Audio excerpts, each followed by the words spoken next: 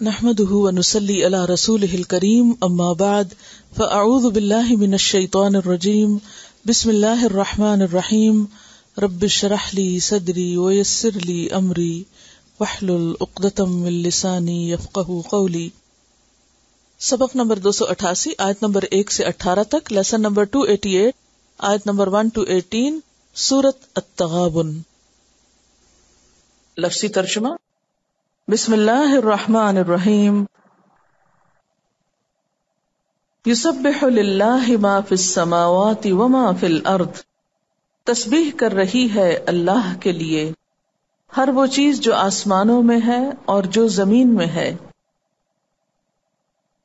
لہ الملک، اسی کے لیے ہے بادشاہت، ولہ الحمد، اور اسی کے لیے ہے تعریف، وَهُوَ عَلَى كُلِّ شَيْءٍ قَدِيرٌ، اور وہ ہر چیز پر قدرت رکھنے والا ہے۔ هُوَ الَّذِي، وہ اللہ وہ ذات ہے، خَلَقَكُمْ، جس نے پیدا کیا تم کو، فَمِنْكُمْ، تو کوئی تم میں سے، کافرٌ، کافر ہے، وَمِنْكُمْ، اور تم میں سے، مؤمن، مومن ہے، واللہ، اور اللہ، بما تعملون، ساتھ اس کے جو تم عمل کرتے ہو، بصیر، دیکھنے والا ہے۔ خلق السماوات، اس نے پیدا کیا آسمانوں کو، والارض، اور زمین کو، بالحق، حق کے ساتھ، وصورکم، اور صورت بنائی تمہاری، فاحسن، تو اچھی بنائی، صورکم، صورتیں تمہاری، وإلیہ المصیر، اور اسی کی طرف لوٹنا ہے۔ یعلم، وہ جانتا ہے، ما فی السماوات، جو آسمانوں میں ہے، والارض، اور زمین میں، ویعلم، اور وہ جانتا ہے، ما تسرون، جو تم چھپاتے ہو، وما تعلنون، اور جو تم ظاہر کرتے ہو، واللہ، اور اللہ، علیم، جاننے والا ہے، بذات الصدور، سینوں کے بھید، الم یأتکم، کیا نہیں آئی تمہارے پاس، نبأ الذین کفروا، خبر ان لوگوں کی جنہوں نے کفر کیا، من قبل، اس سے پہلے، فذاقوا، تو انہوں نے چکھا، وبال، وبال، امرہم، اپنے کام کا، ولہم، اور ان کے لیے، عذاب علیم، عذاب ہے دردناک، ذالک، یہ، بأنہ، بوجہ اس کے کہ بے شک وہ، کانت، تھے، تأتیہم، آتے ان کے پاس، رسلہم، ان کے رسول، بالبینات، ساتھ واضح آیات کے، فقالو، تو وہ کہتے، ابشر، کیا انسان، یہدوننا، ہدایت دیں گے ہم کو، فکفروا، تو انہوں نے کفر کیا، وتولوا اور منہ موڑ گئے، واستغنى اللہ اور بے پرواہ ہو گیا اللہ، واللہ اور اللہ، غنی بے نیاز ہے، حمید تعریف والا ہے، زعم الذین کفروا دعویٰ کیا ان لوگوں نے جنہوں نے کفر کیا، ان کہ لن یبعثوا ہرگز نہ اٹھائے جائیں گے، قل کہہ دیجئے، بلا کیوں نہیں، وربی میرے رب کی قسم، لتبعثن البتہ تم ضرور اٹھائے جاؤ گے، ثم پھر، لتنبؤن البتہ تم ضرور بتائے جاؤ گے، بما عملتم جو تم نے عمل کیے، وذالک اور یہ بات، علی اللہ اللہ پر، یسیر بہت آسان ہے، فآمنوا پس ایمان لاؤ، باللہ اللہ پر، ورسولہ اور اس کے رسول پر، والنور الذی اور اس نور پر وہ جو، انزلنا اتارا ہم نے، واللہ اور اللہ، بما تعملون ساتھ اس کے جو تم عمل کرتے ہو، خبیر خبر رکھنے والا ہے، یوم جس دن، یجمعکم وہ جمع کرے گا تم کو، لیوم الجمع جمع کرنے کے دن، ذالک یہ، یوم التغابن دن ہے غبن دینے کا، ومن یؤمن باللہ اور جو ایمان لائے گا اللہ پر، وَيَعْمَلْ صَالِحًا اور عمل کرے گا اچھے، يُكَفِّرْ عَنْهُ دور کر دے گا اس سے، سیئاتہ اس کی برائیاں، وَيُدْخِلْهُ اور داخل کرے گا اس کو، جنات باغوں میں، تجری بہتی ہیں، من تحتها الانہار جن کے نیچے نہریں، خالدین ہمیشہ رہنے والے ہیں، فیہا ان جنتوں میں، ابداً ہمیشہ ہمیشہ، ذالک یہی، الفوز کامیابی ہے، العظیم بہت بڑی، والذین اور وہ لوگ، کفروا جنہوں نے کفر کیا، وکذبوا اور جھٹلایا، بآیاتنا ہماری آیات کو، اولئک یہی لوگ، اصحاب النار آگ والے ہیں، خالدین فیہا ہمیشہ رہنے والے ہیں اس میں، وبئس المصیر اور کتنا برا ٹھکانہ ہے۔ ما اصاب من مصیبت، نہیں پہنچتی کوئی مصیبت،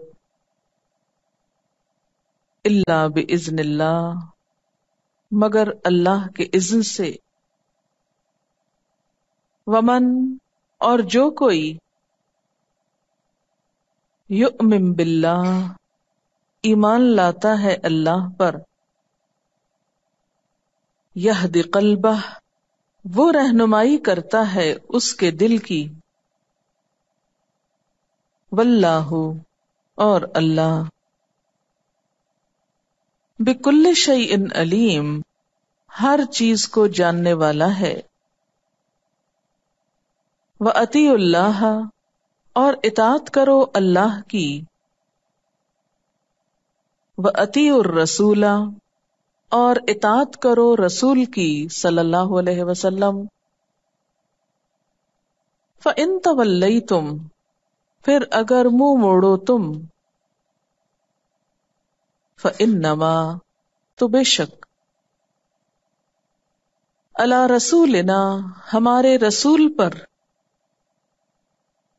البلاغ المبین، پہنچانا ہے کھلم کھلا، اللہ لا الہ، اللہ تعالی نہیں کوئی الہ، الا ہو، مگر وہی، وعلی اللہ، اور اللہ پر، فلیتوکل المؤمنون، پس چاہیے کہ توکل کریں مومن، یا ایھا الذین آمنوا، اے لوگو جو ایمان لائے ہو، ان من ازواجکم، بے شک تمہاری بیویوں میں سے، واولادکم، اور تمہارے بچوں میں سے، عدوا لکم، دشمن ہے تمہارے لیے، فاحذروہم، پس بچو ان سے، وَإِن تَعْفُوا، اور اگر تم معاف کر دو گے،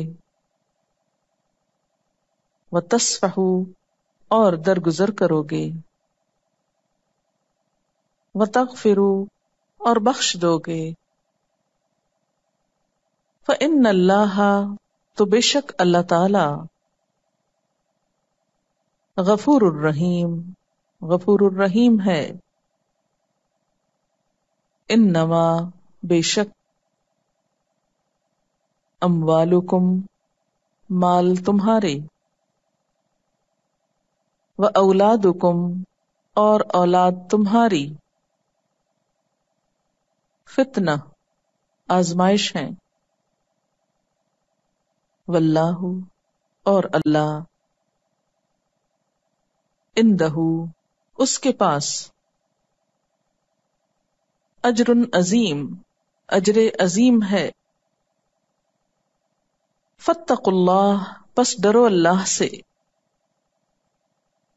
مستطعتم، جتنی تم میں استطاعت ہے، واسمعوا، اور سنو، واطیعوا، اور اطاعت کرو، وانفقوا، اور خرچ کرو، خیرا لانفسکم، بہتر ہے تمہارے نفسوں کے لیے، ومن یوق، اور جو بچا لیا گیا،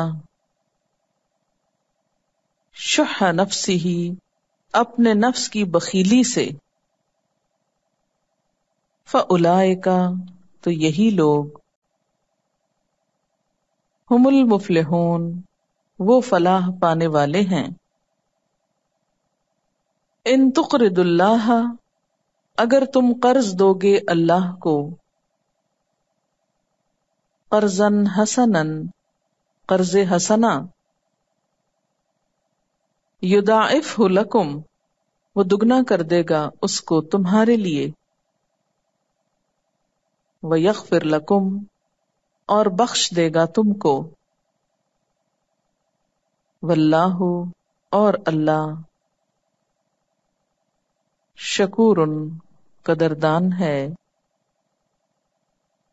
حلیم، بردبار ہے، عالم الغیبی غیب جاننے والا ہے، والشہادتی اور حاضر کو،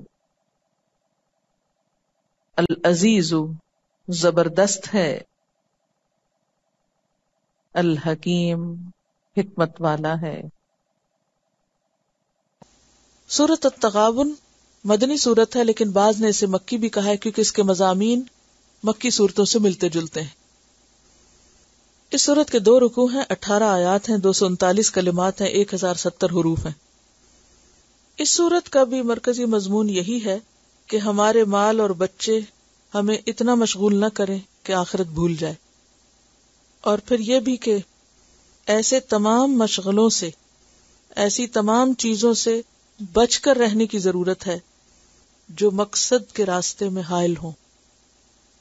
یسبح للہ ما فی السماوات وما فی الارض، تسبیح کر رہی ہے اللہ کے لیے ہر وہ چیز جو آسمانوں میں ہے اور وہ جو زمین میں ہے۔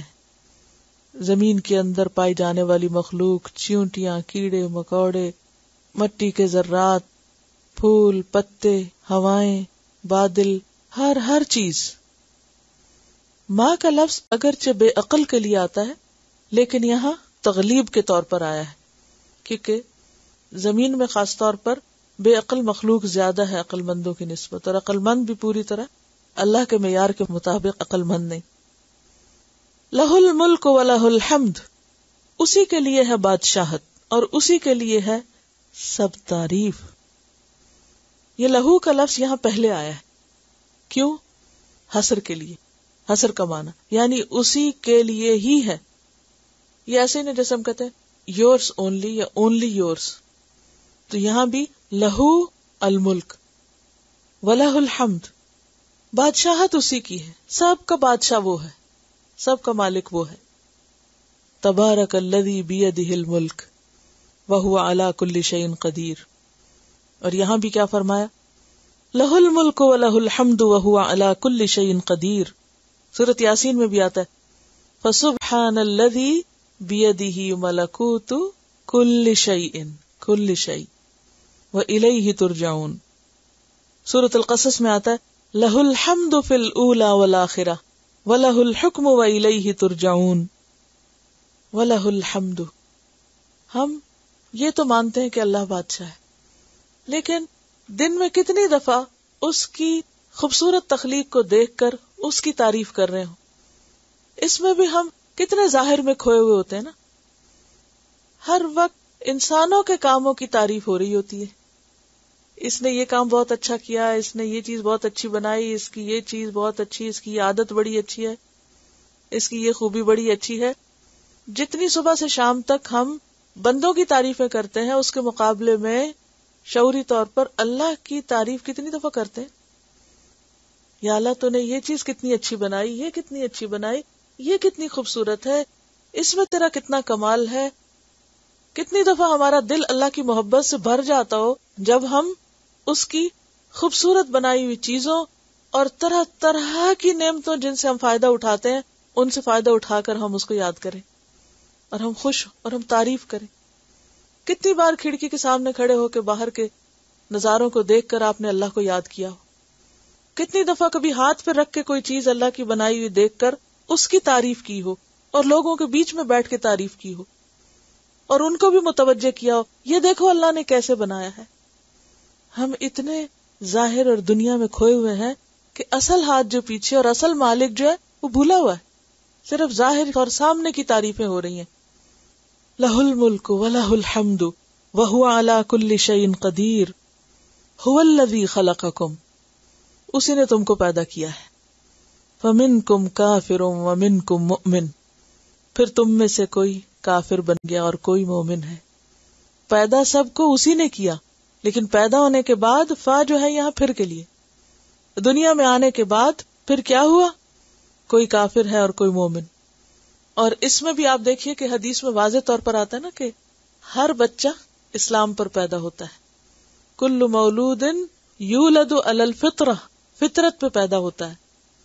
فأبواہ یہودانہ او ینصرانہ او یمجسانہ، پھر اس کے ماں باپ ہوتے ہیں جو اس کو یہودی یا نصرانی یا مجوسی بنا دیتے ہیں. گھر کا ماحول اور پھر معاشرے کا جو اثر ہے وہ اس پر پڑتا ہے اور پھر وہ اسی رنگ میں رنگ جاتا ہے. اور چونکہ اس معاملے میں اللہ تعالیٰ نے ایک چوائس بھی دی ہے، لمن شاء منکم ان یستقیم، تم میں سے جو چاہے سیدھے رستے پہ چلنا وہ چل لے. وما تشاؤون الا ان یشاء اللہ رب العالمین، اور تمہارے چاہنے سے بھی کچھ نہیں ہوتا جب تک کہ اللہ رب العالمین نہ چاہے. پیغمبروں کی اولاد کے بارے میں بھی آتا ہے، نوح اور ابراہیم علیہ السلام کی اولاد کے بارے میں، وَجَعَلْنَا فِي ذُرِّيَّتِهِمُ النُّبُوَّةَ وَالْكِتَابَ فَمِنْهُمْ مُهْتَدٍ وَكَثِيرٌ مِّنْهُمْ فَاسِقُونَ. ہم نے ان کی اولاد میں نبوت اور کتاب رکھی، ان میں سے بعض نے تو ہدایت پائی اور اکثریت ان کی بھی فاسق ہو گئی. پیغمبروں کی اولاد، کیا انہوں نے کوشش نہ کی ہوگی؟ لیکن ماحول کے اپنے اثرات ہوتے ہیں. کوششوں کے باوجود هو الذی خلقکم فمنکم کافر ومنکم مؤمن. اب دیکھیے اوپر آسمانوں اور زمین کی بات ہے نا، اور ان کی تسبیح کی بات ہے، اور پھر انسانوں کی، اور صرف انسانوں میں سے کافر کی بات کی گئی ہے. کائنات میں انسان کے سوا کوئی مخلوق کافر نہیں ہے، ساری تسبیح کر رہی ہے. وَإِن مِّن شَيْءٍ إِلَّا يُسَبِّحُ بِحَمْدِهِ. لیکن یہ تقسیم صرف کس میں ہے؟ مومن اور کافر کی تقسیم پوری کائنات میں انسانوں کے اندر ہے یا جنات کے اندر. اور باقی سب کیا کر رہے ہیں؟ یسبح للہ ما فی السماوات وما فی الارض.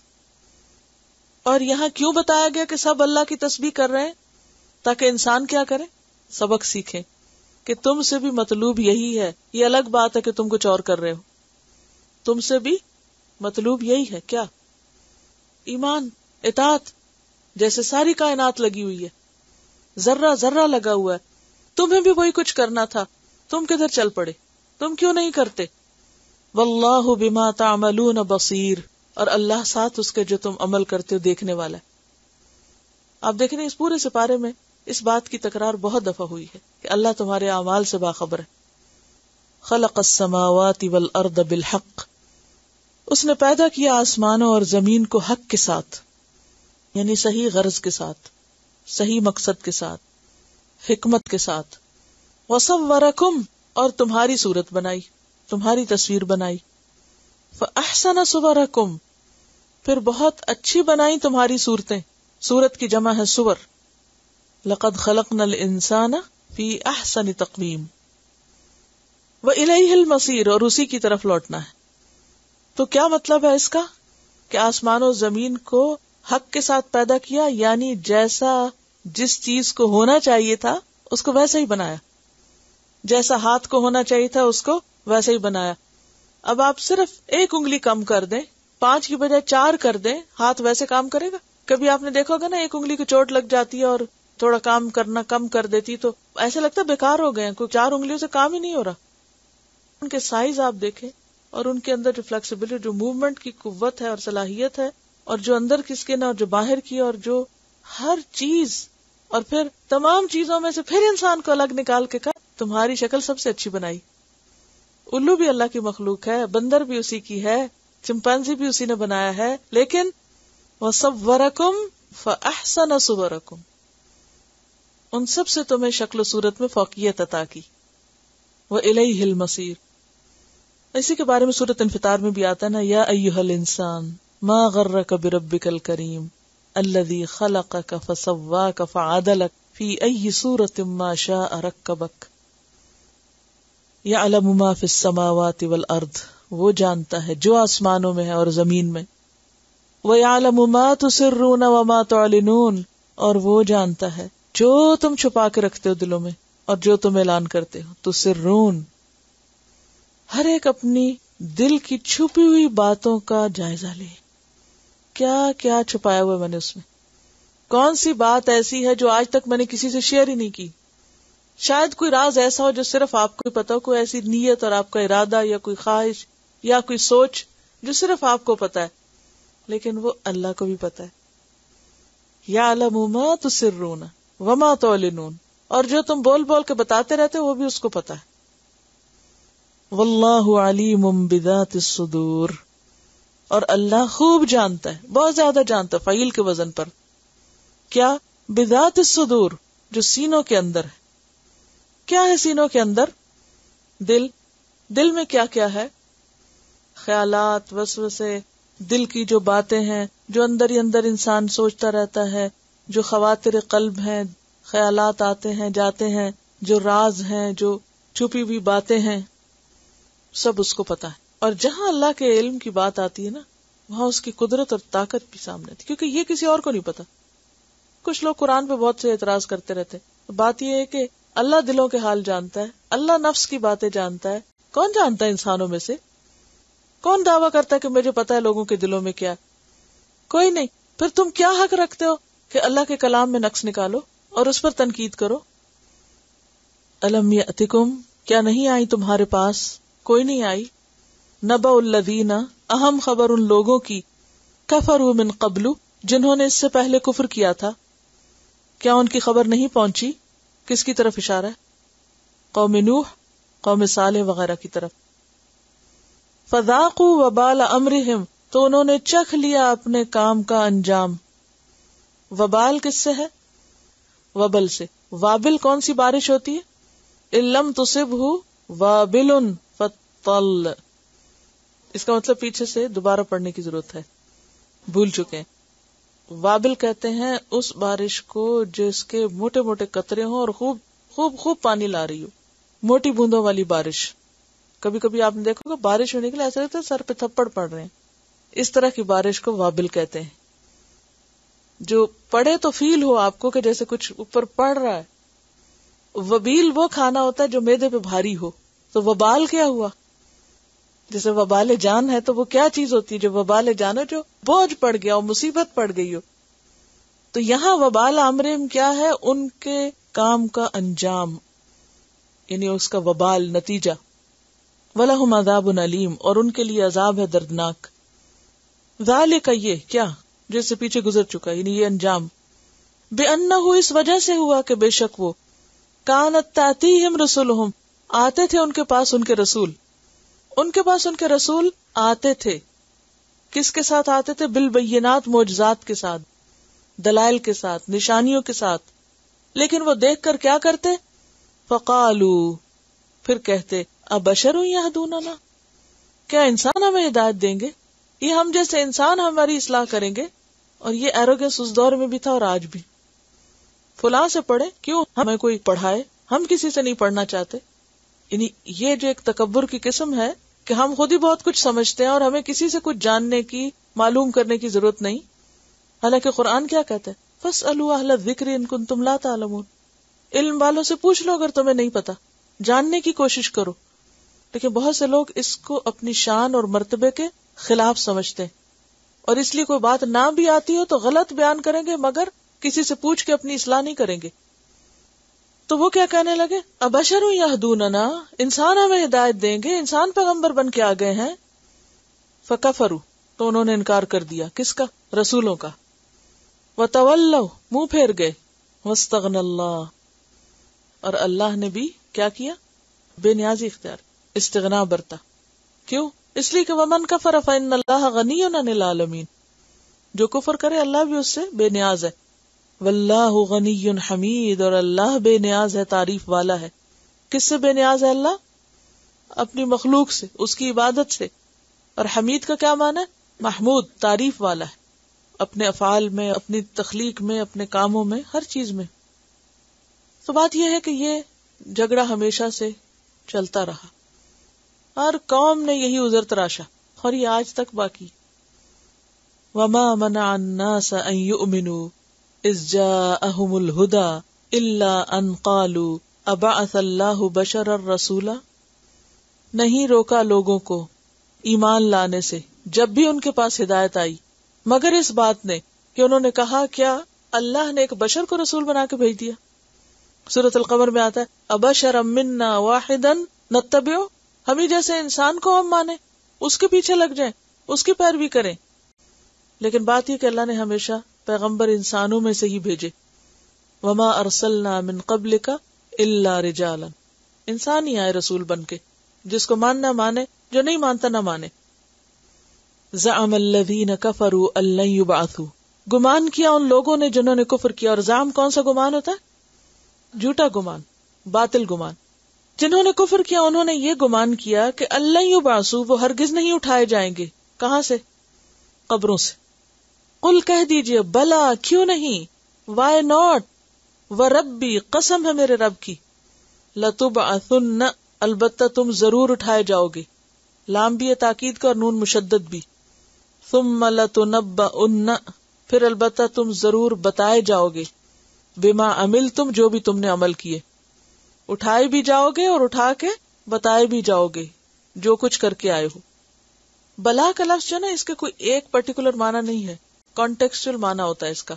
کبھی تو یہ پہلے فعل کی تردید کر رہا ہوتا ہے، کبھی یہ سوال کے جواب میں آتا ہے، استفہام کا جواب، جیسے الست بربکم قالوا بلا. کبھی ڈانٹ کے طور پر آتا ہے، بلا قادرین علی ان نسوی بنانا. اور یہاں کس معنی میں آیا؟ ما قبل کی تردید کے لیے.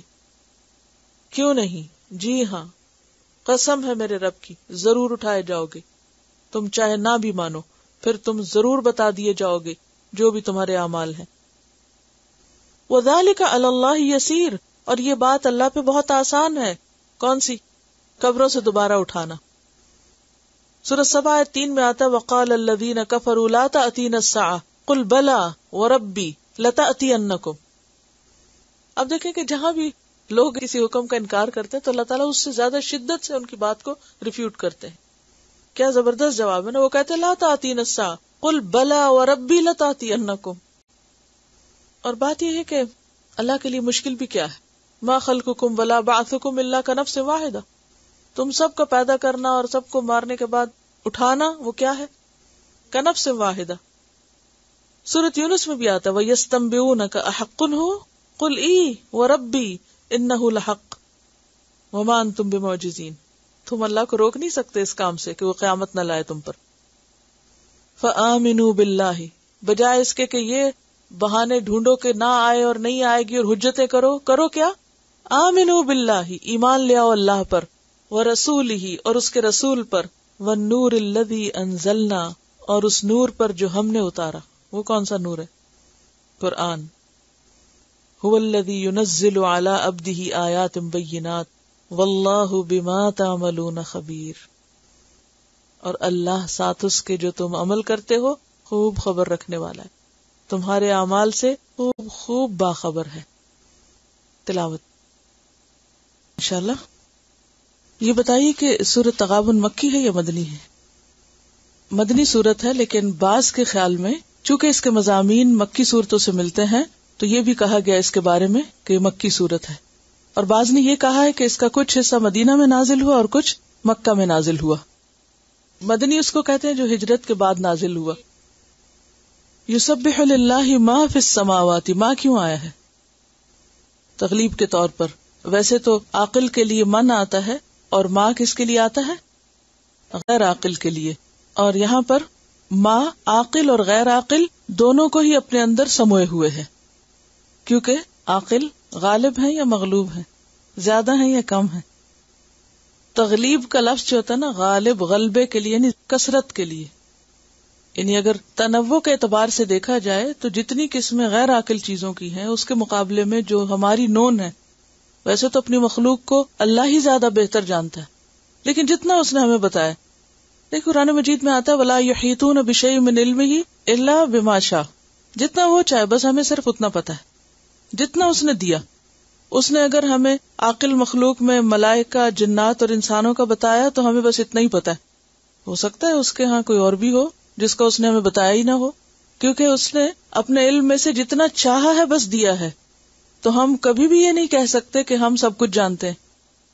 دیکھیے تغلیب کا صیغہ کا مطلب یہ ہوتا ہے کہ جیسے دو چیزیں جب ایک جگہ پر جمع ہوتی ہیں تو جو اس میں سے غالب جس کا رول ہوتا ہے، جو کثرت میں ہوتی ہے عام طور پر، وہ لفظ استعمال کر لیا جاتا ہے. اس میں کسی کے فزیکلی مغلوب ہونے کی بات نہیں ہے، یعنی تعداد میں غالب ہونا مراد ہے، نہ کہ قوت میں غالب ہونا. لہ الملک ولہ الحمد وہو علی کل شیء قدیر. لہو کو پہلے کیوں لایا گیا؟ حصر کے لیے. کلمہ حصر اس میں کوئی نہیں ہے، ٹھیک ہے، حصر کے لیے. اور حصر کا کیا مطلب ہوتا ہے؟ صرف اسی کے لیے، یعنی محصور ہے، یعنی بس اسی ہی کی ہے، اسی کو زیب دیتی ہے.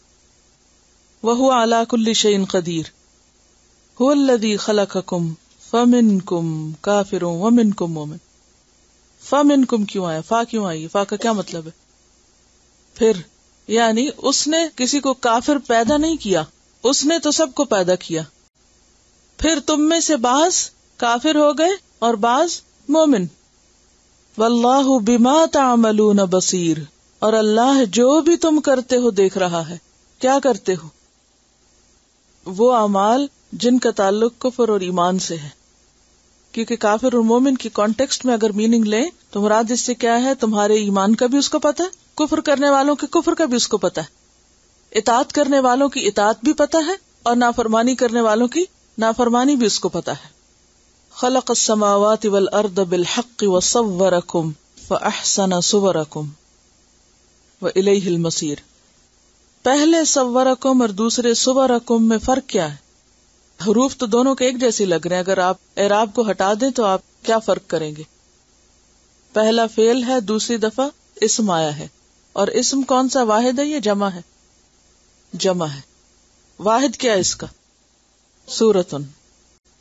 یعلم ما فی السماوات والارض ویعلم ما تسرون وما تعلنون واللہ علیم بذات الصدور. بذات الصدور سے کیا مراد ہے؟ پہلے تو آپ لفظ کا معنی بتائیں گے. ذات صدور سے مراد قلب انسان کا، کیونکہ لفظی معنی کیا؟ سینوں والے، یعنی جو کچھ سینوں میں. تو سینوں میں کیا ہے؟ دل ہے. تو دل کے اندر جو کچھ بھی انسان کے آتا ہے، یعنی اس کا ایمان ہے، کفر ہے، شرک ہے، نفاق ہے، پھر اس کے بعد اس کے خیالات ہیں، اس کی خدشات ہیں، نیتیں ہیں، ارادے ہیں، چھپی ہوئی باتیں ہیں، خواطر قلب ہیں، کچھ بھی سب اس میں شامل ہے بذات الصدور میں. دیکھیے ایک جہان باہر ہے اور ایک ہمارے اندر ہے، یا نہیں؟ ایک جہان باہر ہے اور ایک اندر ہے. ہمیں لگتا ہے جیسے دل کی دنیا ایک چھوٹی سی دنیا، حالانکہ اس میں بہت وسعت ہے اور اس میں بھی کتنا کچھ سمایا ہوا ہے، بلکہ بنیاد اور اصل اور جڑ اور اوریجن وہی ہے ہر چیز کی. اگر وہ درست راستے پر نہ ہو تو کچھ بھی درست نہیں. لا تزغ قلوبنا، کیونکہ اگر ایمان نہیں تو کوئی عمل صالح قبول نہیں. الم یأتکم نبأ الذین کفروا من قبل. قبل سے کیا مراد ہے؟ کون ہے؟ مثلا قوم نوح، قوم عاد، صالح. وبال امرہم ولہم عذاب علیم. ذالک میں اشارہ کس کی طرف ہے؟ جس کا ذکر اس پچھلی آیت میں ہوا ہے، یعنی یہ عذاب علیم اور یہ جو کچھ بھی ہے وبال، اس کی وجہ یہ ہے کانت تأتیہم رسلہم بالبینات. بینات کیا چیزیں ہیں؟ مراد کیا ہے بینات سے؟ رسول جو کچھ لائے. رسول کیا کچھ لاتے ہیں؟ معجزات اور دلائل. فقالوا ابشر یہدوننا. یہ جو سوال ہے یہ کچھ پوچھنے کے لیے استفہام کا ہے یا کیا ہے؟ ابشر یہدوننا، یہ سوال استہزاء کا ہے، مذاق اڑانے کے انداز میں. استہزاء کہتے ہیں اس کو، ہزوا جس سے نکلا. ابشر یہدوننا، اب انسان ہمیں ہدایت دیا کریں گے. فکفروا. آج بھی آپ دیکھیں کہ بہت سے لوگ حق کی بات صرف اس لیے قبول نہیں کرتے کیونکہ وہ ایک خاص قسم کے انسان کی طرف سے آ رہی ہوتی. اب مشکل یہ ہے کہ پیغمبر بھی انسان تھے. اللہ سبحانہ وتعالیٰ براہ راست تو تمام لوگوں سے بات نہیں کرتا، کوئی نہ کوئی ذریعہ تو بنتا ہے. حق کا پیغام پہنچانے کے لیے کوئی نہ کوئی ذریعہ بنتا ہے یا نہیں؟ آسمان سے تو حق نہیں گرتا. اب ذریعہ اللہ کس کو بنائے؟ پچھلے ادوار میں پیغمبروں کو بنایا، اور اب کوئی نہ کوئی انسان ہوتا ہے. لوگوں نے پیغمبروں کو نہیں چھوڑا تو کہا یہ کہ عام انسان اگر لوگوں کے سامنے حق رکھیں تو وہ اسے خوشی سے قبول کر لیں. تو اس لیے پہلے بھی اور آج بھی لوگوں کا رویہ کیا ہوتا ہے؟ وہ انسانوں سے حق کو الگ آبجیکٹیولی نہیں دیکھ سکتے. وہ کیا کرتے ہیں؟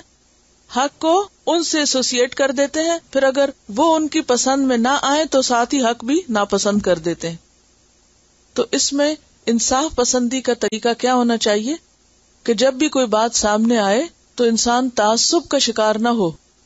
چونکہ فلاں نے کہی ہے اس لیے غلطی ہوگی. حق پانے کے لیے کیا ضروری ہوتا ہے کہ انسان تعصب سے باہر نکلے، بائس نہ ہو.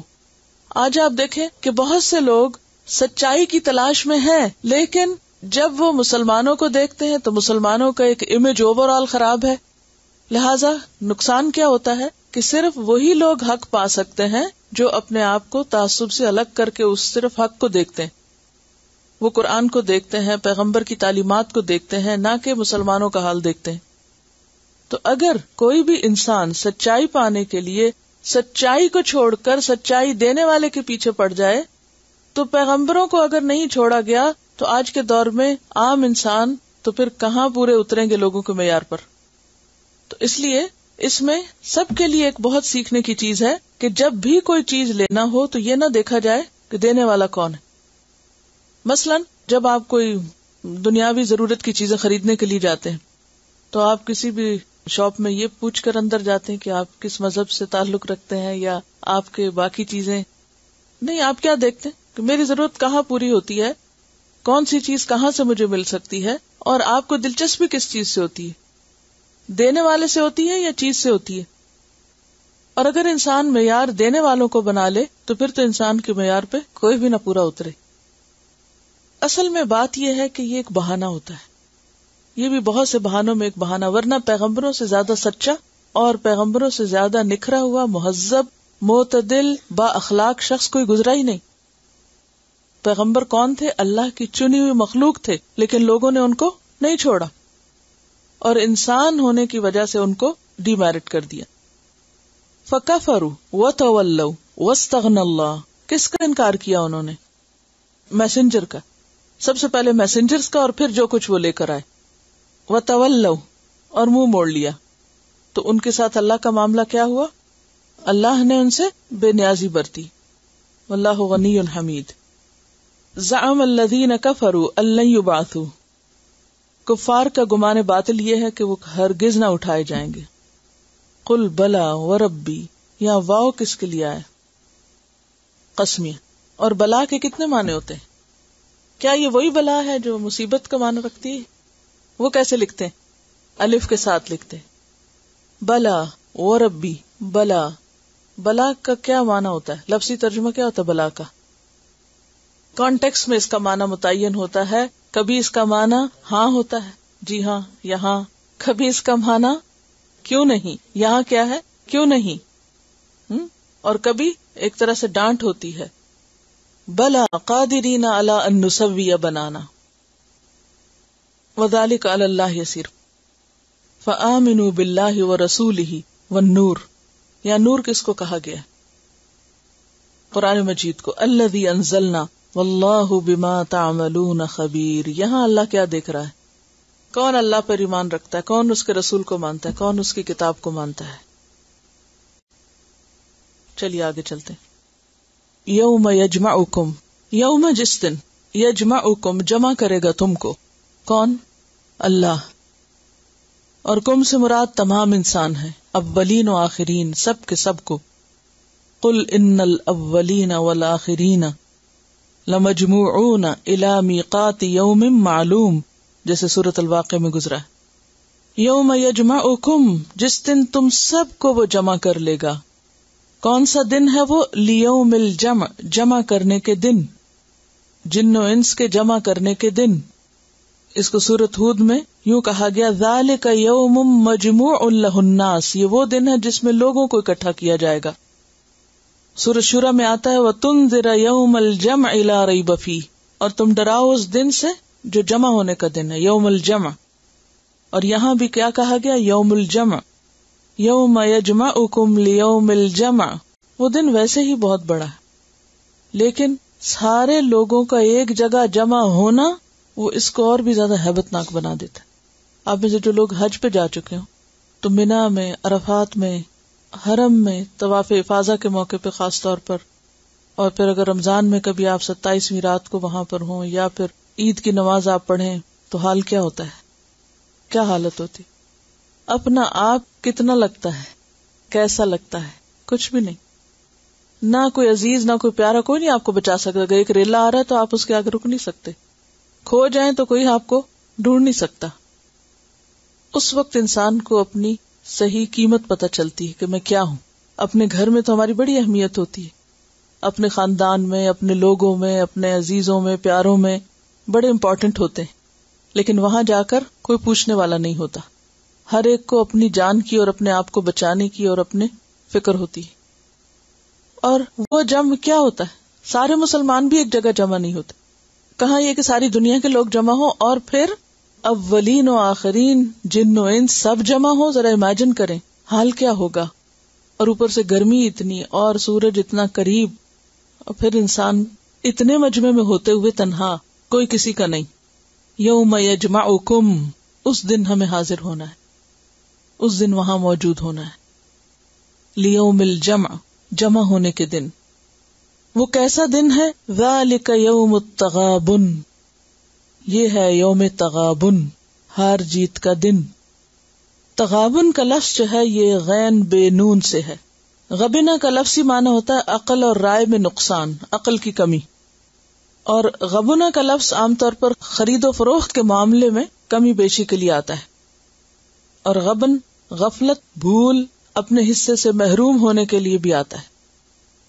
تو بنیادی طور پر غبن میں کیا معنی پایا جاتا ہے؟ کمی کا، نقصان کا، خواہ وہ تجارت میں ہو، خواہ وہ عقل میں ہو، خواہ کسی کے مال میں ہو. اسی سے لفظ پر غبین نکلا ہے. کس کے وزن پر ہے یہ غبین؟ فعیل کے وزن پر. غبین کہتے ہیں اس کو جس کی ذہانت میں کمی ہو. شاید اسی سے ہمارے یہاں اردو میں غبی لفظ نکلا. جس کی ذہانت میں کمی ہو، جس کی رائے کمزور ہو. تو اوور آل کیا معنی پایا گیا غبن میں؟ کمی کا، کمزوری کا، نقصان کا، بھول، غفلت. اور تغابن کا لفظ جب آتا ہے تو پھر یہ ایک لفظ میں معنی ادا نہیں کرتا. اور پھر اگر اس کی وضاحت کی جائے تو اس کو کئی طرح سے سمجھا گیا ہے احادیث کی روشنی میں. تو میں انشاءاللہ اس کے مطابق آپ کے سامنے وضاحت کروں گی. قیامت کا دن غبن کا دن ہے، نقصان کا دن ہے. بعض لوگ بعض کے ساتھ غبن کریں گے. کیسے؟ مومن کفار کے ساتھ غبن کا معاملہ کریں گے. جنت میں واقع ان کی جگہ مومن لے لیں گے اور جہنم میں مومنوں کی جو جگہ تھی وہ کفار لے لیں گے. تو اس نے اس کی جگہ لے لی، اس نے اس کی جگہ لے لی.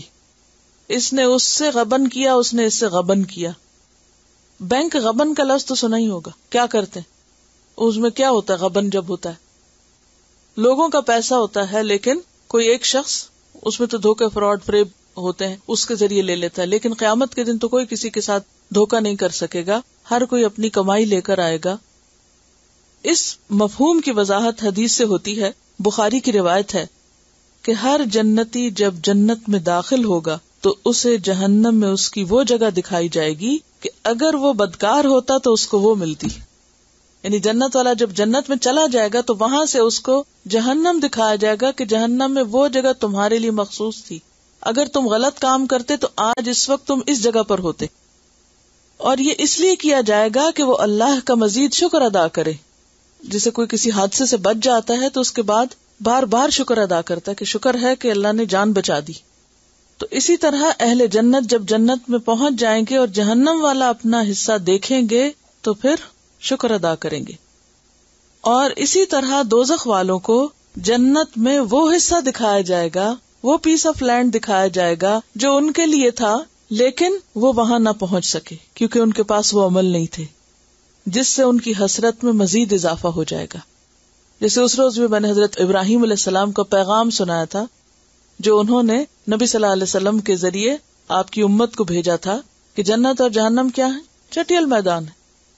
تو اس کے لیے اپنے لیے کچھ اگا لو وہاں جنت میں.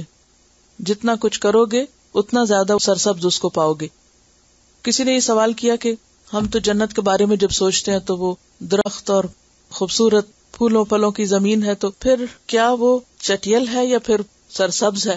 وہ ہے تو سرسبز لیکن ہر ایک کا سبزہ اسی کے کیے کے مطابق ہی ہوگا. جو کر کے آئے گا اسی سے اس کا سبزہ لگے گا. اور وہ جو جنت نبی صلی اللہ علیہ وسلم کو دکھائی گئی تھی معراج کے موقع پر، اس کا یہ مطلب نہیں کہ وہ صرف کوئی سمبولک چیز تھی. وہ جنت تھی لیکن وہ آپ کی نہیں تھی. آپ کی وہ ہوگی جو آپ ڈیکوریٹ کریں گے اپنے لیے. یعنی ہر ایک کی جنت کیا ہے؟ جیسی وہ بنائے گا، یعنی جیسا اس کو اپنے لیے چاہے گا. اور پھر اس کے درجے ہیں، 100 درجے تو ویسے ہی بتائے گئے حدیث میں. اور اس میں اعلیٰ ترین جو ہے وہ فردوس ہے. اور اس کے علاوہ بھی جیسے اس سے پتہ چل رہا ہے اس حدیث سے کہ ہر انسان کے لیے دونوں جگہ ہیں. اب یہ ہر ایک کے اوپر ہے کہ وہ کس جگہ کو پریفر کرتا ہے اور اس کے لیے کیا لے کے جاتا ہے. اور یہ بخاری کی حدیث ہے جو بھی آپ کو میں نے سنائی. اس وجہ سے اس دن کو یوم التغابن کہا گیا کہ جنتیوں نے وہ زمین لے لی، ان کو دے دی گئی. جیسے ایسا ہوتا ہے نا کہ بعض اوقات مختلف فتوحات ہوتی ہیں تو ایک قوم دوسری قوم کی زمینوں پہ قبضہ کر لیتی، تو اب کیا ہوتا ہے، یہ بھی ایک طرح سے غبن ہوتا ہے. وہ جو فاتح قوم ہوتی ہے وہ مفتوح لوگوں کو بے دخل کر کے ان کی زمینوں کو اب قبضے میں لے لیتی. یا اسی طرح جب انڈیا پاکستان تقسیم ہوئے تھے تو کلیم کیے گئے تھے، اور کچھ لوگ جو سب کچھ چھوڑ کے چلے گئے تھے، بعد میں جو بچے کچھ تو وہ آ کے وہاں قابض ہو گئے. تو یہ تو خیر دنیا میں تو بہت کچھ دھاندلی کی تقسیمیں ہوتی ہیں، لیکن اللہ کے ہاں تو کسی کے ساتھ کوئی ظلم نہیں ہوگا. وہاں چونکہ اہل جہنم نے کوئی ایسا کام نہیں کیا کہ وہ وہاں ان کو وہ حصہ ملتا، لہٰذا انہیں ان کے عمل کے مطابق دوسری جگہ زمین دے دی گئی. پھر اسی طرح وہ حدیث بھی یاد ہوگی آپ کو کہ مومن کو جب قبر میں داخل کیا جاتا ہے تو اس کو کیا دکھاتے ہیں، جنت بھی دکھائی جاتی ہے، جہنم بھی دکھائی جاتی، یعنی وہ جنت کی کھڑکی اس کی طرف کھول دی جاتی اور اسے بتایا جاتا ہے کہ وہ ہے تیرا ٹھکانہ، جب وہ تو قیامت کے دن اٹھے گا تو وہاں تو جائے گا. تو اس سے اس کا شوق اور بڑھ جاتا ہے. اور اسی طرح دوزخ کا حصہ بھی اس کو دکھایا جاتا ہے اور کہا جاتا ہے کہ تم اس سے بچ گئے ہو، اگر تم غلط کام کرتے تو اس جگہ جاتے. تو گویا جس طرح اللہ نے انسانوں کو پیدا کیا ایسے ہی ان کی زمینیں بھی رکھی. اب یہ ہر ایک کے اوپر ہے کہ وہ اپنے لیے کیا تیار کرتا ہے. اس کا تغابن کا ایک اور معنی بھی کیا گیا ہے، اور وہ کیا ہے کہ قیامت کے دن مظلوم ظالم کی نیکیاں لے جائے گا. کمائی کسی نے کی ہوگی دنیا میں، لیکن قیامت کے دن وہ نیکیاں کسی اور کے پلے میں ڈال دی جائیں گی. تو اب اس کا کیا ہو گیا، غبن ہو گیا. بالکل ایسے ہی جیسے کسی شخص نے محنت سے پیسہ کمایا اور بینک میں رکھوایا اور بینک میں کوئی اور اس کے اکاؤنٹ سے نکلوا کے چلا گیا. تو آج ہم جو عمل بھی کر رہے ہیں وہ دراصل کیا ہے، آخرت کے اکاؤنٹ میں جمع کر رہے ہیں، جس کو کل جا کے کیش کریں گے. لیکن اگر ہم نے کسی پہ ظلم ڈھایا تو اس کا نقصان کیا ہوگا کہ ہم کیش کرانے کی بجائے جو مظلوم ہوگا وہ کیش کرائے گا، ان کو وہ اس کے حصے میں ڈال دیے جائیں گے. تو پھر یہ ایک طرح سے کیا ہوا، اس کا حصہ کم ہو گیا، یا اس کی نیکیاں کم ہو گئی، یا وہ حق اس کا مارا گیا کیونکہ اس نے ظلم کیا. اور اس کے بارے میں وہ حدیث آتی ہے جو صحیح مسلم میں ہے کہ ایک روز آپ صلی اللہ علیہ وسلم نے پوچھا، کیا تم جانتے ہو کہ مفلس کون ہے؟ لوگوں نے کہا کہ اللہ اور اس کا رسول ہی بہتر جانتے ہیں، اور ہمارے نزدیک تو مفلس وہ ہوتا ہے جس کے پاس روپیہ پیسہ نہ ہو، مال نہ ہو. فرمایا میری امت کا مفلس، الفاظ پہ غور کیجیے، میری امت کا مفلس وہ ہے جو روز حشر آئے گا، اس کے ساتھ اس کی نمازیں اور روزے اور زکوٰۃ ہوگی، لیکن اس حال میں آئے گا کہ اس نے دنیا میں کسی کو گالی دی ہوگی، کسی پہ بہتان باندھا ہوگا، کسی کا ناحق مال کھایا ہوگا، کسی کا خون بہایا ہوگا، کسی کو مارا پیٹا ہوگا. تو پھر کیا ہوگا؟ ان مظلوموں کی داد رسی کرنے کے لیے اللہ تعالیٰ اس کی نیکیاں جو اس کی نمازوں اور روزوں اور زکوٰۃ کی شکل میں ہوگی وہ کن کو دے دے گا؟ ان مظلوموں کو جن کو اس نے ستایا تھا، جن کا حق اس نے مارا تھا. اور پھر کیا ہوگا کہ نیکیاں ختم ہو جائیں گی کیونکہ بہت سارے مظلوم ہوں گے اور ابھی ان کو حق نہیں ملے گا. تو پھر ان کی برائیاں اس کے پلے میں ڈال دی جائیں گی، وہ چھٹ جائیں گے اور یہ پکڑ جائیں گے. تو وہ شخص سب سے زیادہ مفلس اور فقیر شخص ہے. تو اس بنا پر بھی اس دن کو یوم التغابن کہا گیا. ایک اور حدیث میں آتا ہے اگر کسی نے اپنے بھائی پہ ظلم کیا ہے تو اسے دنیا ہی میں معاف کرا لے، کیونکہ قیامت کے روز دینار اور درہم نہ ہوں گے. اگر ظالم نے کچھ اعمال کیے ہوں گے تو وہ لے کر مظلوم کو دے دیے جائیں گے، اور اگر اس کے پاس صالح اعمال کا ذخیرہ نہ ہوگا تو مظلوم کے گناہ اس کو دے دیے جائیں گے. تو یہ ہے یوم التغابن. اور پھر یہ بھی ہے کہ چونکہ تغابن میں ایک دوسرے کو نقصان پہنچانے کا معنی بھی ہے، تو یوں جنت والے اور جہنم والے اور ظالم اور مظلوم ایک دوسرے کو ایک طرح سے نقصان یا ان کے حق میں کمی کر دیں گے، کیونکہ اصل حق تو اسی کا ہوتا ہے جو کوئی کمائی کرے. لیکن ظلم کی وجہ سے کسی کا نقصان کرنے کی وجہ سے دنیا میں بھی ایسے ہوتا ہے نا، مثلا آپ نے پیسے محنت سے کمائے لیکن ساتھ ہی آپ نے کسی کا کچھ توڑ دیا، کسی کی گاڑی کو ٹکر مار دی، کچھ کر دیا، تو پھر کیا ہوگا؟ آپ ہی کی کمائی میں سے لے کر اس کا نقصان پورا کیا جائے گا. تو تغابن کا معنی ہے ایک کا حصہ دوسرے کو مل جانا اور اصل مالک کا اپنے حق سے محروم ہو جانا، تجارت میں ایک فریق کا خسارہ اٹھانا اور دوسرے کا نفع اٹھا لینا. اس کے لیے بھی یہ لفظ آتا ہے کہ جیسے کوئی بزنس ہے، دو لوگ بزنس کر رہے ہیں، کوئی لین دین ہے، کوئی ڈیل کر رہے ہیں، تو اس میں ایک فائدہ اٹھا جائے اور دوسرا لاس میں چلا جائے. ان ساری چیزوں کے لیے لفظ تغابن آتا ہے. اگر ہم ایک لفظ میں اس کا معنی کریں، ہار جیت یا سود و زیاں، تو ایسا کیا جا سکتا ہے. اگرچہ وہ پورا مفہوم ادا نہیں کرے گا تو پھر آپ یوں پڑھیں گے، جس دن وہ جمع کرے گا ان کو جمع ہونے کے دن، یہ دن ہے ہار جیت کا، سود و زیاں کا، نفع نقصان کا. کچھ کے حصے میں نفع ہوگا اور کچھ کے حصے میں نقصان آئے گا. کچھ اپنی تجارت میں کامیاب ہوں گے اور کچھ نقصان اٹھا جائیں گے. اب دیکھیے کہ ہار جیت کا جہاں تک تعلق ہے تو یہ لفظ بولتے ہی ہمیں کبھی آخرت یاد آئی؟ ہمیں عموماً دنیا ہی یاد آتی ہے. ہم سمجھتے ہیں کامیاب وہ ہے جو یہاں کامیاب ہے. جب ہم کہتے ہیں سکسیسفل پرسن تو کس کو سمجھتے ہیں سکسیسفل؟ دنیاوی اعتبار سے بہت سکسیسفل لائف گزاری ہے فلاں نے. لیکن اللہ کی نظر میں سکسیسفل لائف دراصل اس کی ہے جو آخرت میں کامیاب ہے. اصل ناکام وہ ہے جو وہاں ناکام ہے. اب دیکھیے کہ دنیا میں جب کوئی کامیاب ہوتا ہے تو سب کی نظروں میں کیا ہوتا ہے؟ عزت والا بن جاتا ہے. کسی نے کوئی ڈگری کر لی، کوئی کسی امتحان میں پاس ہو گیا، کوئی کسی بزنس میں بہت سا پروفٹ لے آیا، تو اس سے کیا ہوتا ہے کہ انسان، یعنی جب ایسا ہوتا ہے کہ دنیا میں کسی کو کوئی عزت ملتی ہے، کوئی کامیابی ملتی ہے، تو وہ لوگوں کی نگاہوں میں قابل رشک قرار پاتا ہے یا نہیں؟ سب اس پہ حسرت کرتے ہیں، کتنا لکی ہے یہ شخص، دیکھو اس نے فلاں جگہ پر انویسٹ کیا تھا، اتنا اس کو پروفٹ مل گیا. اس کے برعکس اگر کسی کا لاس ہو جائے، مثلا آپ نے کوئی پلاٹ بیچا اور آپ کو نقصان ہو گیا، آپ کی جاب چھوٹ گئی یا کوئی بھی، تو اس کا نتیجہ کیا ہوتا ہے؟ سب آتے ہیں اس کے ساتھ افسوس کرنے، سب اس کو بیچارہ کہنے لگتے ہیں.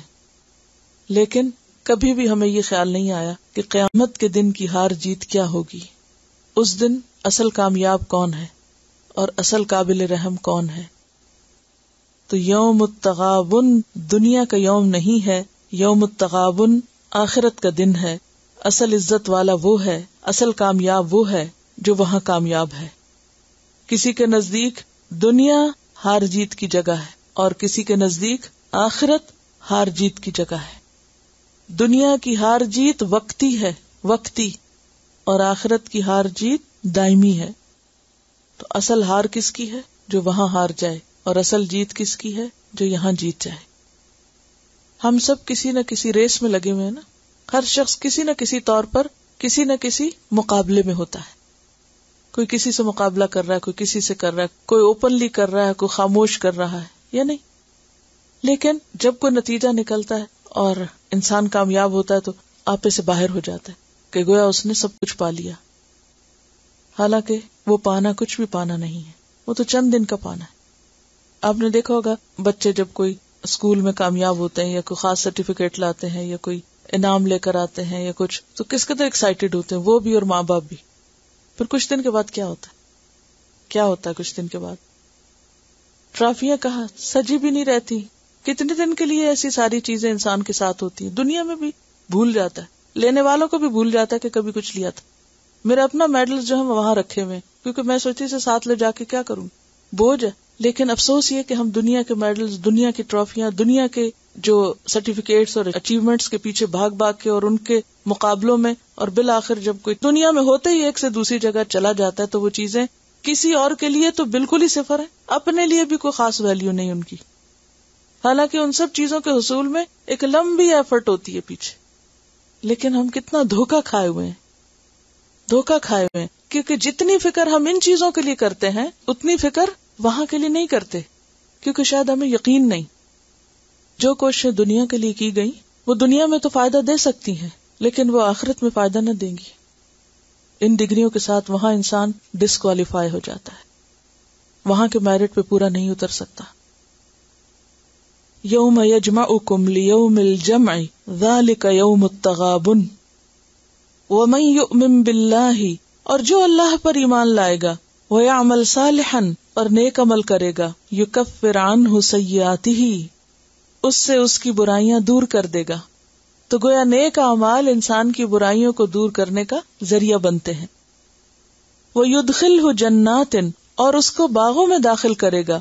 تجری من تحتها الانہار جن کے نیچے نہریں بہ رہی ہیں. خالدین فیہا ابدا جن میں وہ ہمیشہ ہمیشہ رہیں گے. ذالک الفوز العظیم یہ ہے کامیابی بہت بڑی، بہت بڑی، دائمی، ہمیشہ کی، کبھی نہ پرانی ہونے والی، کبھی نہ بیکار ہونے والی، کبھی نہ نظروں سے گرنے والی، کبھی غیر اہم نہ ہونے والی. یہ ہے دراصل بڑی کامیابی. والذین کفروا وکذبوا بآیاتنا اور وہ لوگ جنہوں نے کفر کیا اور جھٹلایا ہماری آیتوں کو. اولئک اصحاب النار یہی لوگ آگ کے ساتھی ہیں. خالدین فیہا جن میں وہ ہمیشہ رہیں گے. وبئس المصیر اور بہت برا ہے. جسے میں نے شروع میں عرض کیا کہ غبن کا لفظی معنی ہے کمی، کسی کے حق میں کمی کرنا یا عقل کی کمی یا ذہانت کی کمی، اور خاص طور پر تجارت کے اندر کمی کے لیے آتا ہے. اور تجارت میں جب دو لوگ کمپیٹ کر رہے ہیں اور ایک لے جائے پروفٹ اور دوسرے کا لاس ہو جائے، جب شیئرز گرتے ہیں تو آپ نے دیکھا ہوگا کہ کچھ لوگوں کے لیے تو گرتے ہیں اور باقی کچھ لوگوں کے لیے چڑھتے بھی ہیں. تو اب یہ ہے کہ آخرت کی کامیابی ڈیسٹنی ہے. اب دیکھیے کہ کسی بزنس میں لاس کب ہوتا ہے، نقصان کب ہوتا ہے؟ جب آپ ٹھیک جگہ انویسٹ نہیں کرتے، یا پھر یہ کہ پورا انویسٹ نہیں کرتے، یا یہ ہے کہ پھر پوری طرح وہ سارے جو اصول و ضوابط ہیں وہ پورے نہیں کرتے، یا پھر یہ کہ اوور سپینڈنگ کر جاتے ہیں. تو پھر دنیا میں آپ کا بزنس جو ہے سکسیسفل نہیں ہوتا. اور اللہ نے ہمیں یہ زندگی کس لیے دی ہے کہ ہم یہاں اپنی صلاحیتوں، طاقتوں، اپنی عقل، ان سب چیزوں کو آخرت کے لیے انویسٹ کریں. ان اللہ اشتری من المؤمنین انفسهم واموالهم بان لهم الجنہ. تو ہر شخص ایک بزنس میں ہے یہاں، اور اس کا نتیجہ کل نکلنے والا ہے. آگے چلتے ہیں. ما اصاب من مصیبت الا باذن اللہ نہیں پہنچتی کوئی مصیبت مگر اللہ کے اذن سے. کیونکہ دنیا امتحان کی جگہ ہے نا، اس لیے انسان کو ہر روز زندگی کے ہر موڑ پر کسی نہ کسی نفع نقصان، خیر شر، اچھائی برائی سے واسطہ پڑتا ہی رہتا ہے. اور مصیبت کا لفظی معنی پہنچنے والی چیز، پہنچنے والی. تو ضروری نہیں کہ وہ برے معنی میں ہی ہو، اس میں خیر اور شر دونوں آ سکتے ہیں. ما اصاب، لیکن اردو میں چونکہ مصیبت صرف برے معنوں میں استعمال ہوتا ہے، منفی معنوں میں، تو ہم ترجمے میں بھی مصیبت مصیبت ہی لکھ دیتے ہیں. ورنہ عربی میں پرٹیکولرلی مصیبت صرف برے معنوں میں نہیں آتی. پہنچنے والی چیز یعنی جو تجھے پہنچا، ما اصابہ جو پہنچا، من مصیبت کوئی پہنچنے والا، یعنی جو بھی تمہیں پیش آیا.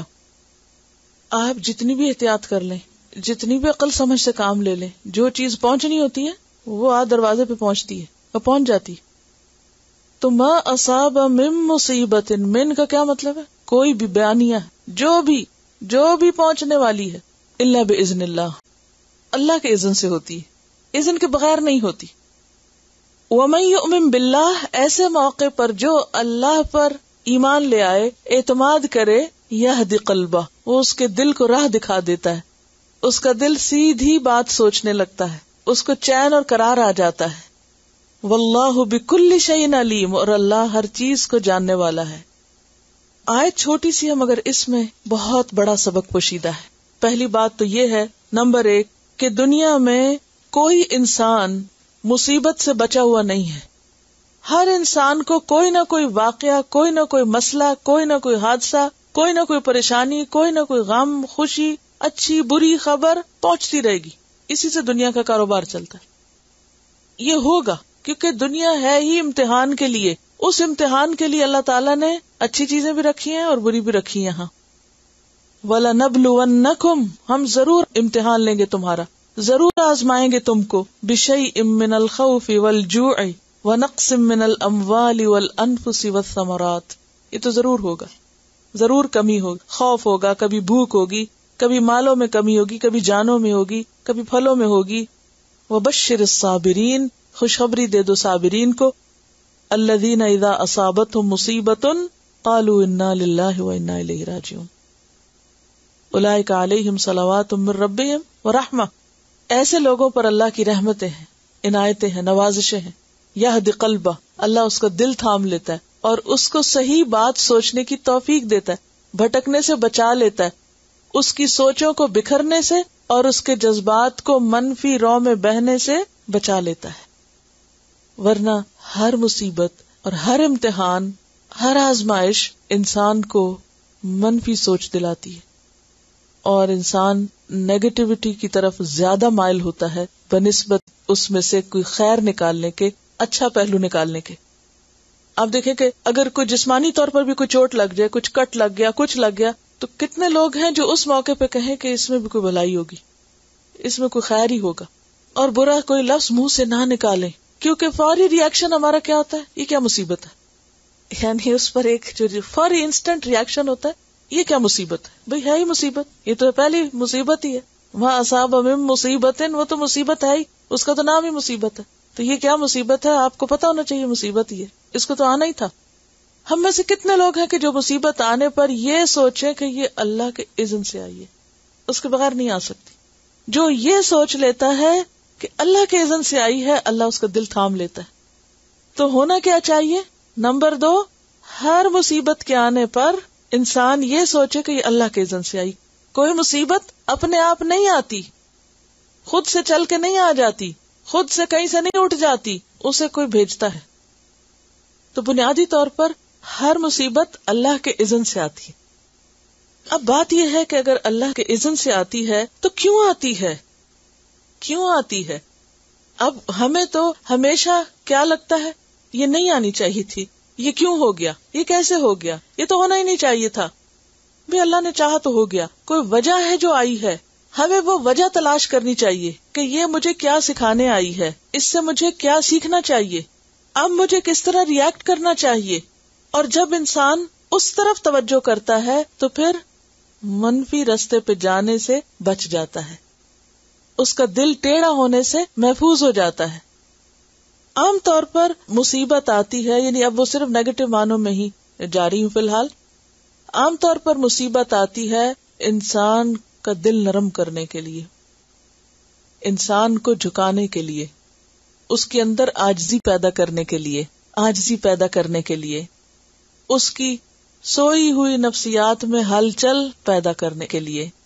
انسان جب بالکل نعمتوں کا عادی ہو جاتا ہے نا تو بالکل ریلیکس ہو جاتا ہے اور بے فکر اور بے خوف ہو جاتا ہے اور اللہ سے غافل ہونے لگتا ہے اور بھولنے لگتا ہے اور اپنے آپ کو بڑی چیز سمجھنے لگتا ہے۔ ایک کے بعد ایک جب انسان کو نعمت ملتی جائے تو انسان بعض اوقات اوور کانفیڈنٹ ہوتا جاتا ہے کہ میں ہی سب کچھ ہوں، ہر چیز میرے ہاتھ میں، میں سب کچھ کر سکتا ہوں۔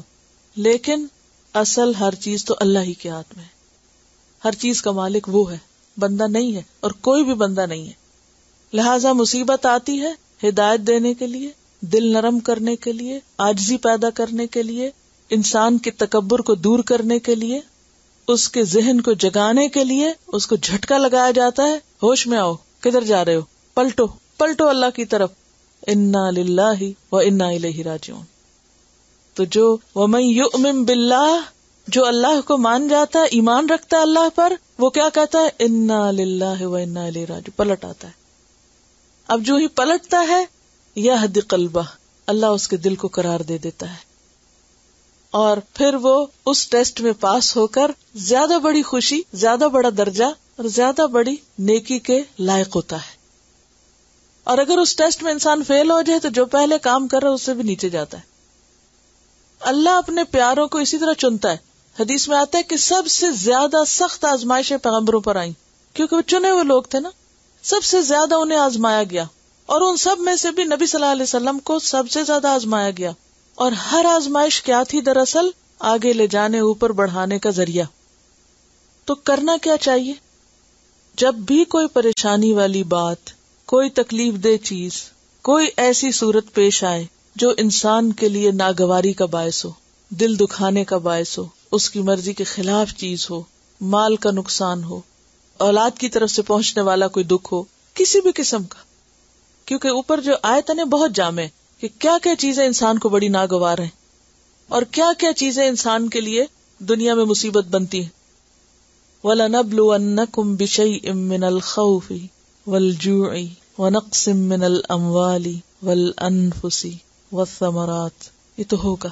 وبشر الصابرین الذین اذا اصابتهم مصیبۃ. اصل جو امتحان ہے وہ اس لمحے کا ہوتا ہے جب انسان اس سے گزر جاتا ہے اور اپنا نیگیٹو ریاکشن کر چکا ہوتا ہے، رو دھو چکا ہوتا ہے، منفی طریقے سے باتیں کر چکا ہوتا ہے، کسی کو شکایتیں کر چکا ہوتا ہے، خود سے بڑبڑا چکا ہوتا ہے، اس کے بعد کہتا ہے اچھا میں صبر کرنے لگا ہوں. نو، یہ صبر نہیں ہے. صبر کے بارے میں کیا آیا کہ صبر کب ہے؟ عند الصدمۃ الاولی، پہلے صدمے کے وقت، چوٹ لگتے ہی جو آپ کا ریئیکشن ہے وہ صبر ہے. اس وقت آپ کیا کرتے ہیں؟ اور خاص طور پر جب آپ کے اختیار میں ہوتا ہے اس ریئیکشن کو کنٹرول کرنا یا نہ کرنا، اور اس وقت آپ کی چوائس پر ہوتا ہے کہ اب آپ کیا کرتے ہیں. جیسے خدا نہ خواستہ کبھی آپ سڑک پر جا رہے ہو تو اگر اچانک سامنے سے گاڑی آ جائے تو آپ کیا کرتے ہیں؟ بریک لگاتے ہیں نا، یا صرف بریک نہیں لگاتے، اس وقت اور کیا کرتے ہیں؟ میں تو خیر ڈرائیور نہیں ہوں لیکن دیکھتے رہتی ہوں کہ لوگ فوراً رائٹ یا لیفٹ یا اکارڈنگلی، اور اتنا کوئک ریئیکشن اس وقت ہوتا ہے. اور اگر اس میں ذرا سا بھی خطا کا آ جائے، حادثے سے کون بچتا ہے اس وقت؟ جو اس وقت صحیح طور پر ریئیکٹ کرتا ہے اور صحیح جگہ پر صحیح ڈیسیژن لے لیتا ہے اور صحیح رسپانس دیتا ہے. اور اگر رسپانس صحیح نہ ہو تو اس ایک لمحے میں جب انسان کا امتحان ہو رہا ہوتا ہے بہت بڑی ٹکر کھا سکتا ہے، جان بھی جا سکتی. ہزاروں الفاظ پر مشتمل لکھا ہوا ایسے صرف ایک ڈیلیٹ کے بٹن کی غلطی سے دبنے سے سب اڑ سکتا ہے. ایک وائرس کے آنے سے سب کچھ ختم ہو سکتا ہے. تو بعض اوقات انسان کی زندگی بھر کے کیے ہوئے اعمال اور بڑی سے بڑی نیکی اور نیکی کے بعد جو امتحان آتا ہے ایسے ہی ہوتا ہے جیسے آپ سارا سپارہ پڑھتے رہتے پھر اینڈ پہ ٹیسٹ ہوتا ہے. اسی طرح جب انسان کوئی نیکی کا کام کرتا ہے، مثلا صدقہ خیرات کیا، کسی کی خدمت کی، کوئی اور نیکی کا، کسی کی مدد کی، کسی کو راہ دکھایا، کچھ بھی کیا، کر کر کے جب وہ آخر کو پہنچا، تھک گیا، اس وقت کیا کیا؟ جتا دیا. لا تبطلوا صدقاتکم بالمن والاذی. جب صدقہ دے چکے ہو تو اب من اور اذا کیوں؟ تو یہ اصل میں اللہ کو ٹیسٹ کرنا ہے نا، دیکھنا ہے کرتے کیا ہو. امتحان ہے یہ دنیا. لیکن ہم میں سے ہر ایک سوچے ایک دن کا صرف جائزہ لے کر کہ آج صبح سے شام تک جو چیزیں میرے لیے ناگوار تھی میں نے ان پر کیا کیا. تو آپ دیکھیں گے ہم خود اپنا حساب کر سکتے ہیں کہ ہم کتنے کامیاب ہیں. اپنا حساب ہم خود کر سکتے ہیں. کتنی دفعہ پھسلتے ہیں، کتنی دفعہ گرتے ہیں، کتنی دفعہ چوٹیں کھاتے ہیں، پھر عقل سے کام نہیں لیتے. پیچھے بھی آپ پڑھ چکے ہیں نا، ما اصاب من مصیبت فی الارض ولا فی انفسکم الا فی کتاب من قبل ان نبرأها ان ذلک علی اللہ یسیر. یہاں ہے یہدی قلبہ، اس کے دل کو ہدایت دے دے گا، وہ آہستہ آہستہ پھر پرسکون ہو جائے گا. لیکن وہ جو فوری طور پر ایک ریاکشن ہوتا ہے نا انسان کا، یعنی ایک انسان کے اوپر ایک جذباتی یا ایک شدت کی کیفیت ہوتی ہے، تو وہ تو ایسی نہیں جیسے ایک بخار ہوتا ہے تو پھر آہستہ آہستہ اترتا ہے نا. جب ایک مصیبت آ جاتی ہے چاہے وہ جذباتی صدمہ ہو، اس کو ریلیف میں ٹائم لگتا ہے. جیسے کل انہوں نے ذکر کیا کہ ایک شخص کے 2 بیٹے اکٹھے ایکسیڈنٹ میں زخمی ہوئے اور ہاسپٹل پہنچے، اور باپ کو جب خبر ملی کہ ایک کی ڈیتھ ہو گئی تو اس نے کیا کہا؟ الحمدللہ. رسپانس تھا نا. دوسرے کا پتہ چلا تو اسی جگہ کیا کہا؟ الحمدللہ. یہ رسپانس کہاں سے سیکھا اس نے؟ انسان بہت سی چیزیں اپنے ماحول سے بھی سیکھتا ہے. اس نے کسی اور کو بھی شاید کرتے دیکھا ہو، کہیں سے کسی سے سنا ہو، کہیں سے پڑھا ہو. اگر رواج بھی ہے تو بہت اچھا رواج ہے کہ سعودی جو ہیں وہ اگر کسی کی ڈیتھ ہو جائے تو جس کا وہ عزیز فوت ہو اس سے کہلواتے ہیں کہو الحمدللہ. الحمدللہ کہنے کا مطلب کیا کہ میں اللہ کے اس فیصلے پر راضی ہوں، اللہ تیرا شکر ہے. ہمارے ہاں تو کوئی ایسا مریض بھی فوت ہو جائے کہ جو دوسروں کے لیے ایک بوجھ تھا تو اس کی وفات پر بھی الحمدللہ نہیں کہیں گے کہ لوگ کیا کہیں گے کہ اچھا جان چھوٹی. بعض اوقات محض لوگوں کو دکھانے کے لیے بالکل دل کے برعکس جملے بول رہے ہوتے ہیں. ایسے موقع پر برعکس بولنے کی بجائے بہتر خاموش رہو. یہدی قلبہ ہے نا، اس میں وہ توفیق اور ہمت اور صلاحیت اور طاقت اور ایک ایسی قوت انسان کے اندر آتی ہے اللہ کی طرف سے ایک عنایت کے طور پر کہ وہ چیز آسان ہو جاتی ہے. تو خلاصہ کلام کا یہ ہے، یہ بھی ایک بہت اچھا طریقہ ہے کہ اگر انسان یہ سوچ لے کہ لا یکلف اللہ نفسا الا وسعها، کہ اللہ کسی کو اس کی وسعت سے بڑھ کر بوجھ میں نہیں ڈالتا یا اس پہ بوجھ نہیں ڈالتا. تو اگر اللہ نے کسی ایک خاص چیز کے لیے آزمایا تو اس کا مطلب یہ کہ اللہ کو پتا تھا کہ میرا یہ بندہ یہ برداشت کر جائے گا. تو دو چیزیں ہیں، اگر انسان منفی رد عمل سے خود کو بچا لے تو مصیبت کیا بن جاتی ہے؟ معلم بن جاتی ہے. انسان اس سے بہت کچھ سیکھ لیتا ہے. وَأَطِيعُوا اللَّهَ وَأَطِيعُوا الرَّسُولَ، اور اطاعت کرو اللہ اور اطاعت کرو رسول کی. کیونکہ مصیبت کے بعد فوری ریاکشن کیا ہوتا ہے؟ لوگ دین سے دور ہوتے، اللہ رسول کا دامن چھوڑ دیتے، ان کی اطاعت نہیں کرتے. جیسے نعوذ باللہ دین ذمہ دار ہو کسی بھی تکلیف کے آنے کا. وہ تو اللہ نے پہلے ہی بتا دیا تھا کہ وہ تو دنیا میں امتحان ہوں گے، تو اس میں ناراضگی کی کیا بات ہے؟ وَأَطِيعُوا اللَّهَ وَأَطِيعُوا الرَّسُولَ، اطاعت کرو اللہ کی اور اطاعت کرو رسول کی. فَإِن تَوَلَّيْتُمْ، پھر اگر تم نے منہ موڑا کس سے؟ اطاعت سے. فَإِنَّمَا عَلَى رَسُولِنَا الْبَلَاغُ الْمُبِينُ، تو بے شک ہمارے رسول کے ذمہ پہنچا دینا ہے کھلم کھلا. ہمارے رسول کا کام پیغام پہنچانا ہے. اللہ لا الہ الا ہو، اللہ نہیں کوئی الہ مگر وہی. وعلی اللہ فلیتوکل المؤمنون، اور اللہ پر پس چاہیے کہ بھروسہ کرے، توکل کرے مومن. اب ہوتا یہ کہ جب کوئی نقصان ہوتا ہے تو انسان کہتا ہے کہ اب یہ کب پورا ہوگا اور کیا ہوگا اور یہ کیسے ہوگا اور پتہ نہیں ہوگا بھی یا نہیں ہوگا. انسان بہت بے صبری کا اور جلد بازی کا مظاہرہ کرنے لگتا ہے. ایسی حالت میں انسان کو اپنے معاملات اللہ کے سپرد کرنے چاہیے، اللہ سے مدد مانگنی چاہیے، کیونکہ اس کے خزانوں میں کسی چیز کی کمی نہیں، اس کے لیے سب کچھ ممکن ہے.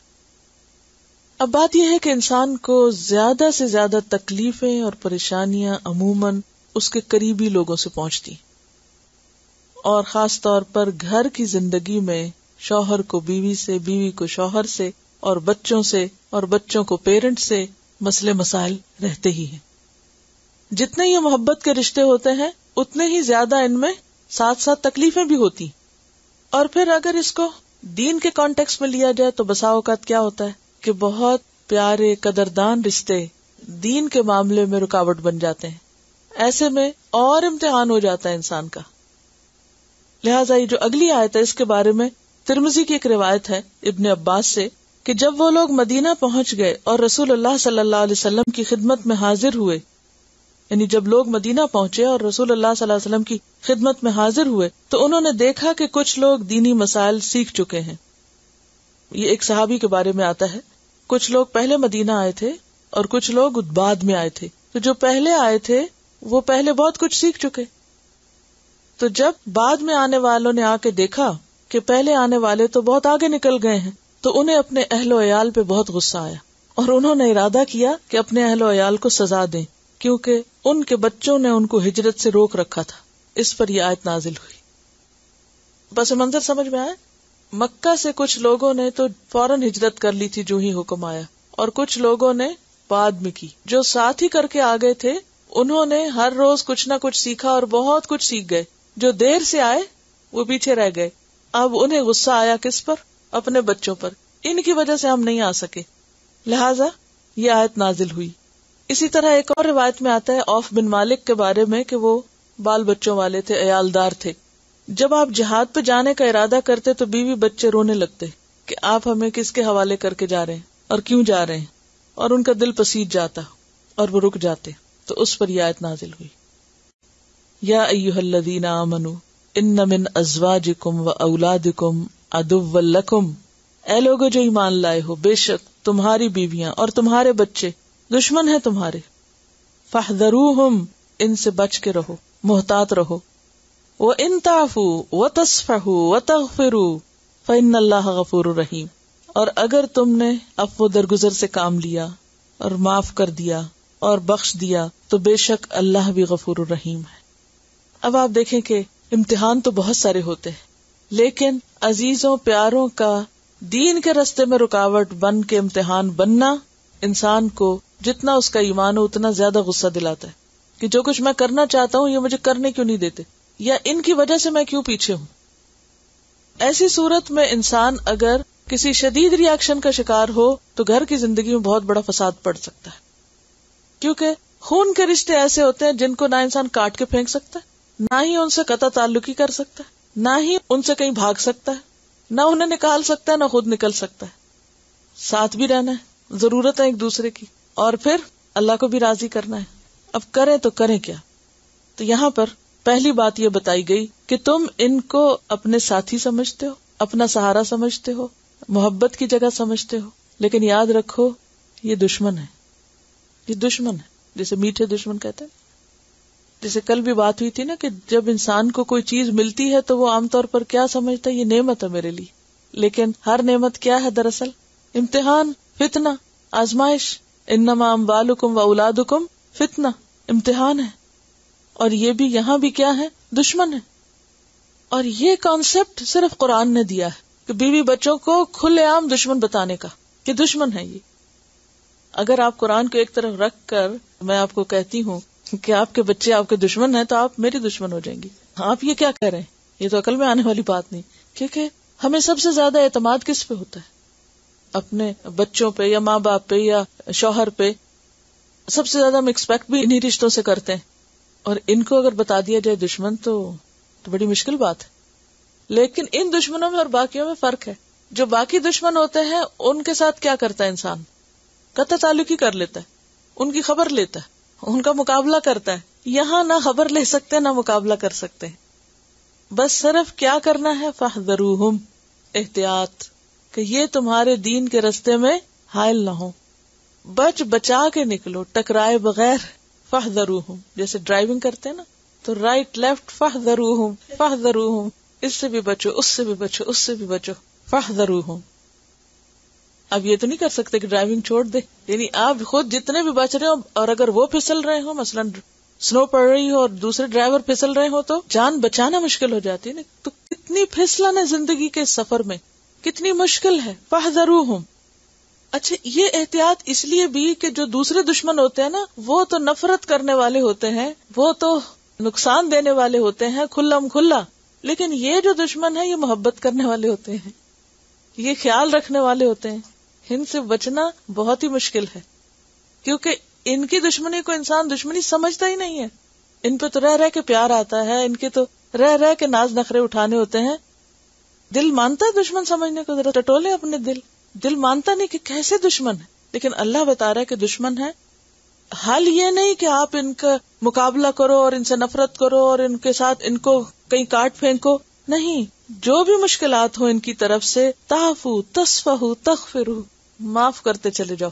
ان کی زیادتیاں، ان کی طرف سے پہنچنے والی تکلیفیں، ان کی طرف سے آنے والی رکاوٹیں، ان کا تعاون کرنا یا نہ کرنا، کچھ بھی کریں.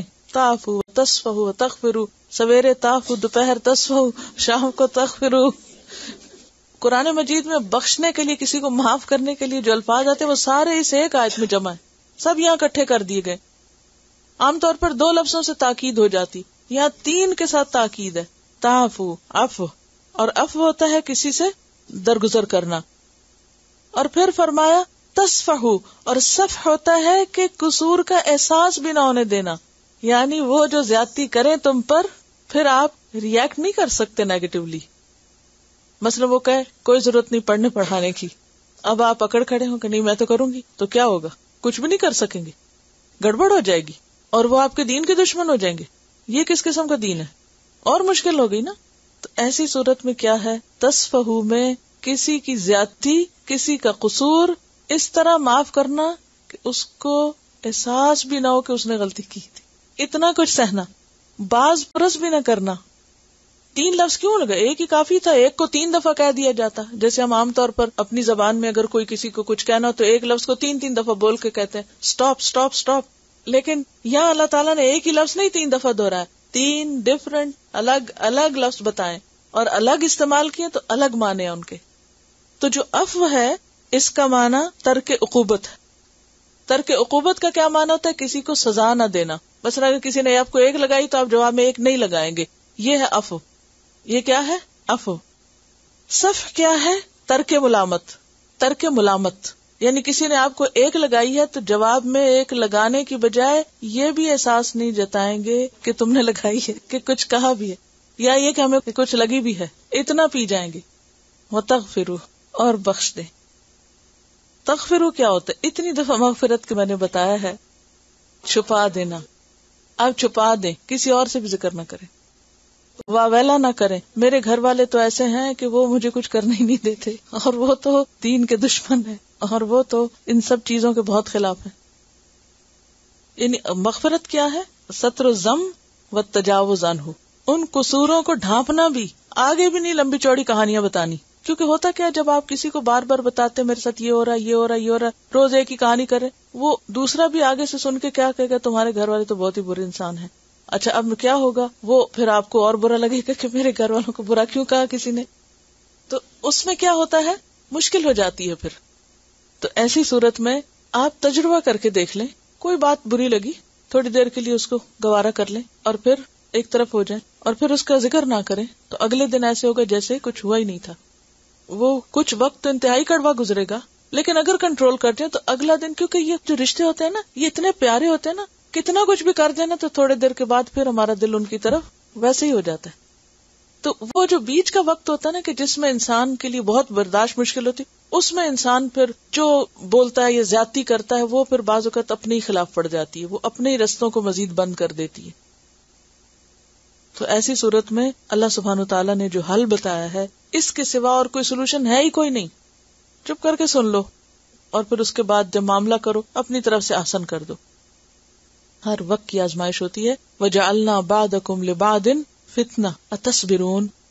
اور اس میں آپ دیکھیے کہ چھوٹے ہوتے سے لے کر بچے جو ہے نا، بہت چھوٹے، یعنی ماں کے پیٹ میں ہوتے تو ماں سے نمازیں مشکل ہو جاتی ہیں، پھر اس کے بعد جب وہ پیدا ہوتے ہیں تو پھر ان کی چوں چوں رو رو جو ہے وہ بالکل خشوع و خضوع ختم کر دیتی ہے. پھر اس کے بعد آپ ذکر کرنے لگے ہیں، آپ کچھ کہیں بیٹھ کے کچھ سننا چاہتے ہیں، کچھ پڑھنا چاہتے ہیں، کچھ نہیں آپ کو کرنے دیتے. پھر انسان بعض اوقات کیا کرتا ہے، اٹھا کے پھینکتا ہے کہ یہ تو کچھ نہیں کرنے دیتے، اور پھر آپ کہاں پھینکیں گے، پھر تو خود ہی اٹھا لیں گے، نہیں میرے بچے. یعنی انسان ایک ایسی کشمکش میں ہوتا ہے، یہ ایک ایسی چیز ہے کہ جس سے نہ آپ چھٹکارا پا سکتے ہیں اور نہ ہی آپ ان کو چھوڑ سکتے ہیں، اور نہ ہی ان کے ذریعے آپ وہ سب کچھ کر سکتے ہیں جو آپ کرنا چاہتے ہیں. اور پھر امتحان بھی ہے، لا تلہکم اموالکم ولا اولادکم عن ذکر اللہ. ان کا ہی نہیں سب کچھ حق، اللہ کا بھی ہے، اللہ کا حق نہیں بھولنا. لہذا یہ جو فاحذروہم ہے کہ ان کو ساتھ لے کے بھی چلنا ہے اور ان کی سہنی بھی ہے، اور تو امتحان پر امتحان ہے، اور عورتوں کا خاص طور پر ہے، اور یہی ان کا بہت بڑا جہاد ہے. مردوں کے لیے تو وہ باہر کے دشمنوں سے مقابلے ہوتے ہیں نا، لیکن عورتوں کے لیے زیادہ بڑا میدان امتحان کا یہ ہے. یعنی کہ ہر وقت دین کا تانا جو ملتا ہے، یعنی اگر آپ قرآن نہیں پڑھ رہے تو تب ایک الگ مشکل، اور اگر آپ نے پڑھا تو اچھی باتیں جو سیکھی ان کا ذکر کوئی آپ کے سامنے کم ہی کرے گا. لیکن اگر آپ سے چھوٹی موٹی غلطی بھی ہوتی ہے تو کچھ نہ کچھ سننے کو ضرور ملے گا. اللہ تعالیٰ نے اسی لیے پیچھے نہیں یہ کہا گھر والوں کے لیے، یہیں آ کے کہا ہے. 28 پارے ختم ہونے کو ہے، شاید کچھ ہمت آ جائے. وَإِن تَعْفُوا وَتَصْفَحُوا وَتَغْفِرُوا فَإِنَّ اللَّهَ غَفُورٌ رَحِيمٌ. یہ ریوارڈ جو ہے نا، وَإِنَّ اللَّهَ غَفُورٌ رَحِيمٌ. أَلَا تُحِبُّونَ أَن يَغْفِرَ اللَّهُ لَكُمْ. کیا تم نہیں چاہتے کہ اللہ تم کو معاف کر دے، تم کو بخش دے؟ لہذا ان کو معاف کرتے ہی چلے جاؤ اور روز معاف کرو. انما اموالکم واولادکم فتنہ. بے شک تمہارے مال اور تمہاری اولاد فتنہ ہے، امتحان ہے، آزمائش ہے. واللہ عندہ اجر عظیم. اور اس امتحان میں کامیاب ہونے والوں کے لیے اللہ کے ہاں اجر عظیم ہے. جتنا بڑا امتحان ہوگا، جتنی بڑی آزمائش ہوگی، اتنا بڑا اجر ہوگا. طبرانی کی روایت میں آتا ہے، ابو مالک اشعری نے کہا، انہوں نے روایت کی ہے کہ نبی صلی اللہ علیہ وسلم نے فرمایا، تیرا اصل دشمن وہ نہیں جسے اگر تو قتل کر دے تو تیرے لیے کامیابی ہے، اور وہ تجھے قتل کر دے تو تیرے لیے جنت. تیرا اصل دشمن ہو سکتا ہے تیرا اپنا وہ بچہ ہو جو تیری صلب سے پیدا ہوا ہو. پھر تیرا سب سے بڑا دشمن تیرا وہ مال ہے جس کا تو مالک ہے. تو انما اموالکم واولادکم فتنہ. کیونکہ ان دو کے ذریعے انسان غلط کام بھی زیادہ کرتا ہے، اور ان دو کے ذریعے انسان نیکی کمانے کے بھی بہت سے مواقع پاتا ہے. اگر مال صحیح جگہ پر لگے تو صدقہ جاریہ ہے، اولاد صحیح کام لگ جائے تو انسان کی نیکیوں میں اضافے کا سبب بن جاتی ہے. سورۃ الکہف میں آتا ہے نا، المال والبنون زینۃ الحیات الدنیا والباقیات الصالحات خیر عند ربک ثوابا وخیر عملا. دنیا میں ہو سکتا ہے کہ آپ کی اولاد آپ کو آپ کی ہر غلط بات میں بھی سپورٹ دے دے، تو ہم کہتے ہیں وہ ہمارے حامی ہیں، مددگار ہیں. دیکھیں نا، عام طور پر جب ہم کوئی غلط بات کرتے ہیں تو جو بچے ہیں وہ ہمیں روک نہیں سکتے، وہ کبھی ہمارا ادب کرتے ہیں، کبھی ہماری محبت کی وجہ سے، کبھی کسی وجہ سے، عموماً کیا ہوتا ہے کہ وہ ہمیں ہاں میں ہاں ملا دیتے. تو اب ہم سمجھتے ہیں یہ ہمارے دوست ہیں، لیکن یہاں بھی دشمنی ہو رہی ہوتی ہے، کیونکہ وہ دین کا نقصان کر رہے ہیں، آپ کی آخرت کا نقصان کر رہے ہیں. جن باتوں میں دوسرے لوگ آپ کو کھلا بتا سکتے ہیں کہ یہ ٹھیک ہے یہ غلط ہے، وہ آپ کے پیارے آپ کو نہیں بتائیں گے، کیونکہ ان کو ڈر ہوتا ہے اگر ہم نے بتایا تو ہمیں نہیں پیار ملے گا، یہی چھن جائے گا ہم سے. تو اصل دشمنی ان کی دنیاوی دشمنی نہیں ہے. دنیا میں ہو سکتا ہے بہت فرما بردار، بہت تابعدار، بہت خیال رکھنے والے، لیکن اصل دشمنی آخرت کے اعتبار سے دشمنی ہے. کیونکہ ایک حدیث میں آتا ہے کہ ایک شخص قیامت کے دن لایا جائے گا، یؤتی برجل یوم القیامہ فیقال اکل عیالہ حسناتہ، اور کہا جائے گا کہ اس کے بچے اس کی نیکیاں کھا گئے، اس کے بچے، اس کے اہل و عیال اس کی نیکیاں کھا گئے. وہ کیسے؟ اہل و عیال کیسے نیکیاں کھا جاتے ہیں؟ جب نیکی کا کوئی موقع آتا ہے تو وہ ہمارے راستے میں دیوار بن کے کھڑے ہو جاتے ہیں، آپ یہ نہیں کر سکتے. اور پھر ایسی معصوم صورتیں اور ایسی پیاری شکلیں کہ پھر ہم پسیج جاتے ہیں، پھر ہم ہار جاتے ہیں، ہم کہتے ہیں اچھا کوئی نہیں، تمہیں نہیں رلا سکتا. جیسے پیچھے میں نے بتایا نا کہ ایک صحابی جب جہاد کا ارادہ کرتے تو بیوی بچے رونا شروع کر دیتے، تو وہ رک جاتے کہ اب ان کا دل توڑ کے کیسے جاؤں. دل رکھنا بھی تو عبادت. بہت سی خواتین یہ کہتے ہوئے ملتی ہیں اب شوہر کا حکم بھی تو اللہ نے کہا ہے نا مانو، شوہر کو خوش کرنا بھی بہت ضروری ہے، لہٰذا اگر وہ کہتے ہیں کہ حجاب اتار دو تو پھر کیسے کر سکتے ہم. بہت سے لوگ اس طرح کے عذر بہانے پیش کرتے رہتے. تو ان ساری چیزوں میں انسان کو پھر ساتھ ساتھ خود اپنے آپ کو جمانا، ساتھ ان کو دین پر رکھنا، ساتھ انہیں کنونس کرنا، ان کی سپورٹ لینا، کیونکہ انسان کیا چاہتا ہے ہر دکھ درد میں اس کے گھر والے اس کے مددگار ہوں. یہ اس کی ایک نیچرل سی ایکسپیکٹیشن ہوتی ہے، ایک توقع ہوتی ہے. لیکن عام طور پر کیا ہوتا ہے، دنیاوی معاملات میں اچھے یا برے سپورٹ ملتی ہے، مگر دینی معاملات میں وہ سپورٹ عموماً کم ہوتی ہے. تو ایسی صورت میں انسان کے لیے پھر بعض اوقات تنہا چلنا بہت مشکل ہوتا ہے. اور خاص طور پر آپ دیکھیے کہ جن حالات میں یہ صورتیں نازل ہوئی ہیں ان میں تو ایک ایک گھر میں ایسی آزمائشیں تھی، کتنی مشکلیں ہوئی. آپ کو معلوم ہے کہ حضرت زینب کے شوہر جو تھے ابو العاص، وہ مشرک تھے، جنگ بدر میں ان کی طرف سے آئے تھے، پھر پکڑے گئے، سب قیدیوں کا فدیہ لینا قرار پایا اور 4000 درہم فدیہ تھا. اب حضرت زینب جو تھی ان کی والدہ تو فوت ہو چکی تھی، آپ صلی اللہ علیہ وسلم یہاں تھے، کوئی اور بہن بھائی تو وہاں نہیں تھا، کون ان کے فدیے کا انتظام کرتا. بہرحال جیسے تیسے انہوں نے فدیے کا انتظام کیا، 3000 درہم ہوئے. اب باقی کہاں سے پورا ہو، کیونکہ رعایت تو نہیں ہو سکتی تھی، لہذا انہوں نے اپنا ہار جو حضرت خدیجہ نے ان کو دیا تھا وہ ساتھ بھیجا مکہ سے. جب آپ کے سامنے وہ فدیہ لایا گیا اور ہار آپ نے دیکھا اور حضرت خدیجہ کا، تو آپ کی آنکھوں سے آنسو آ گئے. جب صحابہ نے دیکھا تو انہوں نے کہا کہ یہ نہیں ہو سکتا کہ اس چیز کو فدیے میں لیا جائے. لیکن بہرحال اس پر ابو العاص نے کہا کہ میں وعدہ کرتا ہوں کہ میں واپس جا کر زینب کو بھیج دوں گا. تو انہوں نے وعدہ نبھایا، ان کو چھوڑا گیا. وہ جو ایک ہار کے بدلے میں جو حصہ تھا اس کے بدلے میں یہ وعدہ لیا گیا، یا وہ انہوں نے وعدہ دیا. اب وہ مدینہ سے واپس مکہ جاتے ہیں اور جا کے حضرت زینب کو بھیجتے ہیں. یہ تھوڑے زخم تھے، یہ تھوڑی تکلیفیں تھی، اور وہ حاملہ تھی اس وقت. قریش کو پتہ چل گیا کہ محمد صلی اللہ علیہ وسلم کی بیٹی جا رہی ہے مدینہ. وہ کیسے جانے دے سکتے تھے، روکتے تھے، مارتے تھے. تو حبیرہ نام کا شخص تھا، اس نے ان کو گرا دیا اونٹ سے، وہ ان کا حمل ساکت ہو گیا اور ایسی بیمار ہوئی کہ اسی بیماری میں پھر ان کا انتقال ہو گیا. پھر یہ مدینہ پہنچی اور پھر کچھ عرصے کے بعد ابو العاص مسلمان ہو کے یہاں پر پہنچے، لیکن جلد ان کا انتقال ہو گیا.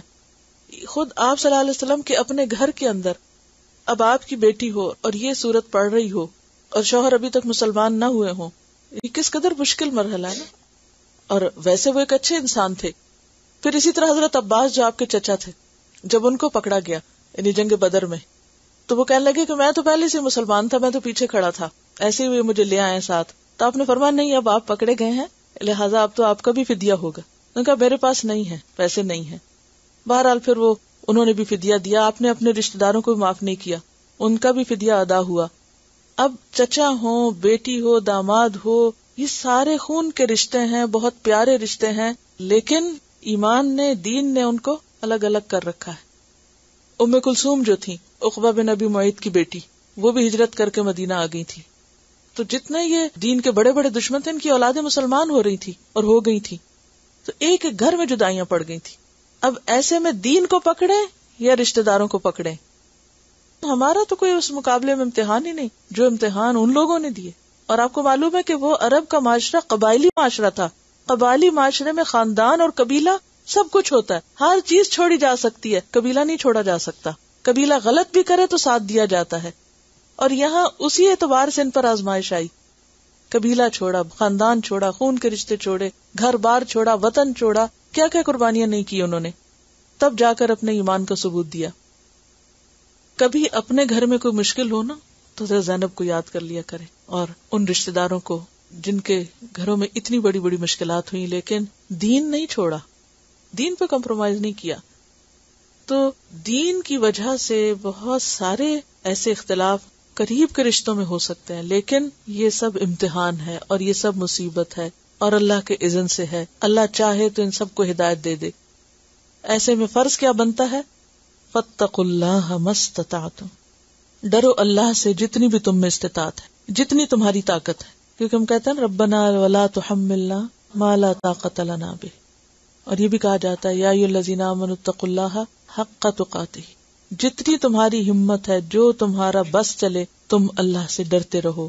واسمعوا، اور سنو، واطیعوا، اور اطاعت کرو، وانفقوا خیرا لانفسکم، اور خرچ کرو، یہ تمہارے نفسوں کے لیے زیادہ بہتر ہے. تو اس سے کیا پتہ چلتا ہے کہ انفاق فی سبیل اللہ جو ہے، اللہ کی راہ میں خرچ کرنا، یہ کیا ہے؟ ہر تکلیف اور دکھ کے لیے ایک مرہم. صدقہ خیرات سے بلائیں بھی ٹلتی ہیں اور انسان کے گناہ بھی معاف ہوتے ہیں اور انسان کے راستے بھی آسان ہوتے ہیں. یعنی صدقہ جو ہے وہ بلاؤں کو ٹالتا ہے. ورنہ آپ دیکھیں نا کہ تقوی کے بعد سنو، اطاعت کرو اور انفقو کی بات، یعنی اس موقع پر انفقو کیوں؟ انفاق فی سبیل اللہ جو ہے انسان کی ہرس اور شح اور دل کی تنگی کو دور کرتا ہے. اور جب انسان کا دل وسیع ہو جاتا ہے، اور خاص طور پر آپ نے بعض اوقات یہ بھی دیکھا ہوگا کہ مثلاً آپ کے شوہر آپ کے ساتھ ہیں، آپ کے بچے آپ کے ساتھ ہیں، لیکن ہو سکتا ہے ساس کو بہت اعتراض ہو سکتا ہے کسی ایکسٹینڈیڈ فیملی میں کوئی آپ کے بہت خلاف باتیں کرنا شروع کر دے کہ دیکھو جی یہ دین ہونے لگ گیا، اور یہ تو اب ان کا تو دماغ چل گیا، اور اب یہ نہیں کرتے، یہ وہ نہیں کرتے. ایسی صورت میں انسان کیا کہتے، اچھا وہ ہمارے خلاف یہ بات کرتے ہیں، اب ہم ان کے ساتھ نہیں ملیں گے. نہیں، بلکہ کیا کرو، الٹا بھیجو انہیں کچھ اور. انفقو، خرچ کرو، دو ان کو. کیونکہ اگر آپ اپنے دین پہ کمپرومائز نہیں کر سکتے تو دنیا قربان کریں. جس کے بارے میں سنے کہ آپ کے خلاف باتیں بنا رہا ہے یا آپ کو برا بھلا کرے، اس کے ساتھ اور احسان کریں، مختلف طریقوں سے دل جیتے، تو اس کا فائدہ کیا ہوگا کہ اپنا دین پہ قائم رہنا آسان ہو جائے گا. پھر اس میں آپ دیکھیے کہ یہاں مال اور اولاد کا ذکر تو ہے، لیکن کچھ اور لوگوں کا ذکر نہیں ہے جن میں دوست وغیرہ آتے ہیں. کیونکہ جہاں مال اور اولاد فتنہ ہے، بعض اوقات دوست بھی فتنہ ہوتے ہیں. سورۃ فصلت میں آتا ہے وَقَيَّضْنَا لَهُمْ قُرَنَاءَ، ہم نے ان کے ایسے کچھ قرین یا دوست مقرر کیے ہیں. فَزَيَّنُوا لَهُم مَا بَيْنَ أَيْدِيهِمْ وَمَا خَلْفَهُمْ، تو انہوں نے کیا کیا ہے، ان کے اعمال ان کے لیے خوبصورت بنا دیے. تو انسان کے لیے ضروری ہے کہ ان ساری آزمائشوں میں سنبھل کے چلتا چلا جائے. اور مال کا جہاں تک فتنہ ہے تو اس کے بارے میں حدیث میں آتا ہے ان لکل امت فتنہ، ہر امت کا ایک فتنہ، اور میری امت کا فتنہ مال ہے. تو اس لیے خاص طور پر یہاں انفقو کی بات ہے. اور پھر یہ بھی ہوتا ہے کہ بعض اوقات بیوی بچے اللہ کے راستے میں خرچ کرنے سے روک دیتے ہیں. تو اس صورت میں کیا ہے کہ انسان صرف ان کے ناز نخرے نہ اٹھاتا رہے، صرف انہی کی ضروریات پلٹ کے پوری نہ کرے، بلکہ اللہ کے راستے میں بھی دے. وَأَنفِقُوا خَيْرًا لِأَنفُسِكُمْ. اور اس میں آپ دیکھیے کہ وَاسْمَعُوا کی بات کیوں کی گئی. کیا سنو؟ قرآن، اللہ کی بات، اللہ کی نصیحت. کیونکہ آپ نے دیکھا ہوگا کہ جب ہر طرف سے مشکلات آپ کو گھیرتی ہیں، قرآن آپ سنتے تو ہر چیز چھوٹی لگنے لگتی ہے، یا نہیں؟ بڑے بڑے ایشوز کیا لگنے لگتے ہیں؟ معمولی. وَاسْمَعُوا وَأَطِيعُوا وَأَنفِقُوا خَيْرًا لِأَنفُسِكُمْ وَمَن يُوقَ شُحَّ نَفْسِهِ، جو دل کی تنگی سے بچا لیا گیا، شح سے بچا لیا گیا، بخل بما ہرس بچا لیا گیا، فَأُولَئِكَ هُمُ الْمُفْلِحُونَ، تو یہی لوگ دراصل فلاح پانے والے ہیں، کامیاب ہونے والے ہیں. اور یہ حقیقت ہے کہ وَأُحْضِرَتِ الْأَنفُسُ الشُّحَّ، انسانوں کے ساتھ اور خصوصاً قریبی لوگوں کے ساتھ معاملہ کرتے ہوئے بعض اوقات دل کی تنگی کا شکار بھی ہو جاتا ہے. آپ نے دیکھا ہوگا نا، اور کچھ نہیں تو بچے ایک جگہ بیٹھ کے ذرا سا کسی کو کچھ لگ جائے تو وہ اس کو لڑنا شروع کر دیتے ہیں. بعض اوقات دیکھے چھوٹے بچوں کا جھگڑا کس بات پہ ہوتا ہے؟ کوئی بڑی بات نہیں ہوتی، دل کی تنگی ہوتی ہے صرف. ہاں، ٹچ کر جائے تو اس پہ رونا شروع کر دیتے ہیں، کوئی چیز لے لے تو اس پہ رونا شروع کر دیتے. تو بعض اوقات بڑے بھی بچے بن جاتے ہیں چھوٹی چھوٹی باتوں. یہ لائٹ کیوں جلائی ہے، یہ آف کیوں کی ہے، یہ دروازہ کیوں کھولا ہے، یہ کیوں اٹھایا ہے، وہ کیوں رکھا ہے، یہ میرے پڑھنے کا ٹائم ہے اور میرا ٹیسٹ ہے اور اسائنمنٹ بھی ڈیو ہے اور آپ لوگ مجھے کچھ کرنے ہی نہیں دے رہے، آپ کو پتہ ہی نہیں کہ میں پڑھ رہی ہوں. یہ ساری چیزیں جو ہیں اس سے ماحول اور خراب ہوتا ہے. وَمَن يُوقَ شُحَّ نَفْسِهِ فَأُولَٰئِكَ هُمُ الْمُفْلِحُونَ. اس میں ہم نے دیکھا ہوگا کہ عام طور پر اگر کوئی باہر کا شخص ہمیں کوئی کہے نا یہ چیز دے دو تو ہم کہتے ضرور ضرور پلیز لے لو. اگر ہمارا کوئی بچے ہے، شوہر یا کوئی اور مانگ لے اس وقت ہمارا ری ایکشن کیا ہوتا ہے؟ تو یہ جو شوہ ہے نا، یہ اپنوں کے ساتھ اور بھی زیادہ بڑھ جاتی ہے پھر، کیونکہ ہم ان سے لینے کی بس توقع رکھے ہوتے ہیں نا کہ یہ کریں کچھ، یہ کیوں نہیں کرتے، یہی دیں ہمیں، ہم کیوں دیں. وَمَن يُوقَ شُحَّ نَفْسِهِ فَأُولَٰئِكَ هُمُ الْمُفْلِحُونَ. شح نہ نکلے. معاف کیسے کر سکتا ہے انسان؟ اگنور کیسے کر سکتا؟ درگزر کہاں سے کر سکتا ہے؟ جیسے ایک گھر میں ہوتے ہوئے بچے ہیں، اگر آپ نے ایک کو کوئی چیز دے دی یا دوسرے کو نہیں دی، یا کوئی اگنور ہو گیا یا بھول گیا یا کوئی رہ گیا، تو یہی چھوٹی چھوٹی چیزیں کیا بنے رہتے ہیں؟ بڑے بڑے مسئلے. اور انسان انہی مسئلوں کو سلجھاتے، اب اس کا دل دکھ گیا ہے، اب اس نے مائنڈ کر لیا ہے، اب وہ ناراض ہو کے دروازہ بند کر کے بیٹھا ہوا ہے، اب وہ فلاں یہ کر رہا ہے، اور پھر انہی چیزوں کی ٹینشن لے کے پھر جو اصل کام ہے اس سے شیطان ہٹا دیتا ہے انسان کو. بیسیکلی تو سبق برداشت کا ہے، اور سب کچھ اپنے اوپر ہی برداشت کرنا ہے، اور برداشت ہوگا، کنٹرول ہوگا تو ہی دوسروں کا حق بھی دے سکیں گے. اور انفقو میں بہترین صدقے کی ایک اور قسم کیا بتائی گئی ہے کہ اپنے اس رشتہ دار پر خرچ کرنا کہ جو شحیح ہو، تنگ دل ہو، کبھی اکنالج ہی نہ کرے کہ تم نے اس کے لیے کچھ کیا ہے. پنجابی کی ایک مثال ہے جس میں بھوکے کو دے نہ سکے اور کھاتے کو دیکھ نہ سکے. بہت ہی زبردست ہے، صحیح معنی دیتی ہے، یہ شوہ کی صحیح وضاحت ہے. دنیا ہے امتحان نا. ان تقرض اللہ قرضا حسنا، اگر تم قرض دو گے اللہ کو قرض حسنا، اچھا قرض، پسندیدہ قرض، خوبصورت قرض، جس میں نیت بھی اچھی ہو، جس میں دے کر احسان نہ ہو، اذیت نہ ہو. ان تقرض اللہ قرضا حسنا یضاعفہ لکم، تو اللہ اس کو تمہارے لیے اور بڑھا دے گا، یعنی اس کا اجر کئی گنا زیادہ دے گا. ویغفر لکم، اور تمہیں بخش دے گا. واللہ شکور حلیم، اور اللہ قدردان ہے، حلم والا ہے، بردبار ہے. اس میں ایک بہت ہی گہری بات کی گئی ہے کنکلوژن کے طور پر. قرض حسنہ وہ مال ہوتا ہے جو خالصتاً اللہ کی خاطر دیا جاتا ہے، اللہ کے دین کی خاطر دیا جاتا ہے، اللہ کے راستے میں دیا جاتا ہے، جو کسی ذاتی غرض سے نہیں بلکہ سراسر اللہ کی رضا کے لیے. تو اس میں بات یہ ہے کہ جب تک ہم خاندانی زندگی کی اصلاح اور ان کی تعلیم و تربیت اور ان کی روحانی ترقی کے لیے آگے نہیں بڑھیں گے اجتماعی طور پر، تو بات نہیں بنے گی. یعنی ہر ایک انڈیویجولی اپنے گھر میں بھی کوشش کرتا ہے کہ گھر والوں کو دین کی طرف لائے، ان کو خدا خوفی کا حکم دے، لیکن اس کے ساتھ ساتھ ایز اے فیملی دین کی طرف آگے بڑھنا اور دین کے کاز کو آگے بڑھانا. جیسا کہ ان ساری صورتوں کا مرکزی مضمون کیا ہے؟ دین سے وابستگی اور دین کی خدمت اور دین کی مدد. تو دین کی مدد اسی صورت میں ہو سکتی ہے جب انسان گھر والوں کی سپورٹ رکھتا ہو. اگر گھر سے آپ کو سپورٹ نہیں اور روز آپ ڈسکریج ہوں تو نقصان کیا ہوگا؟ نقصان یہ ہوگا کہ آپ کے لیے خود بھی اس پہ قائم رہنا مشکل ہے. اب یہ ہے کہ گھر والوں کو دین کی طرف لانے کے لیے پھر ایسے پروگرام، ایسے انتظامات ہونے چاہیے، ایسی جگہ ہونی چاہیے. بنیادی طور پر تو مسلمانوں کے لیے مرکز جو ہے وہ مسجد ہے، کہ اس میں نمازیں ہیں، جمعہ ہے، تعلیم ہے، تدریس ہے. مسجد نبوی کی مثال آپ اپنے سامنے رکھیے. تو ایک جگہ مسلمانوں کا اکٹھ اور مسلمانوں کا اجتماع اور مسلمانوں کو مل جل کر اپنے دین کی حفاظت کے لیے اسٹرگل کرنا جان اور مال سے بے حد ضروری ہے. تو اس کاز کے لیے اگر مال خرچ نہیں کریں گے تو پھر مشکل ہوگا. تو ان تقرض اللہ قرضا حسنا یضاعفہ لکم ویغفر لکم. اب یہاں اس لیے بھی اس کو خاص طور پر الگ طور پر آپ کو سمجھنا ہوگا کیونکہ صرف اگر خرچ کرنے کی بات ہوتی تو وہ تو پیچھے آ چکا ہے نا. پچھلی آیت میں آ گیا انفقو، خرچ کرو، لیکن اس انفقو اور تقرضوا میں فرق ہے. وہاں انفقوا عمومی خرچ کرنا ہے، اپنوں پہ، پراؤں پہ، ہر چیز پہ، لیکن یہاں تقرض اللہ ہے مختلف خرچ کرنا. جب آتا نا مما رزقناہم ينفقون، اس میں سے جو ہم نے ان کو رزق دیا وہ خرچ کرتے ہیں، تو اس میں تو اپنی ذات پہ خرچ کرنا بھی آ جاتا ہے، اپنی ذاتی ضروریات پوری کرنا، اور اپنے گھر والوں کی پوری کرنا، اور اپنے والدین کی کرنا، اور اولاد کی کرنا، اور رشتہ داروں کی کرنا، غریبوں کی، مسکینوں کی، یتیموں کی، سب کی کرنا. لیکن انفاق کے علاوہ جب قرض حسنہ کی بات ہوتی ہے تو اس کے مستحق کون ہوتے ہیں؟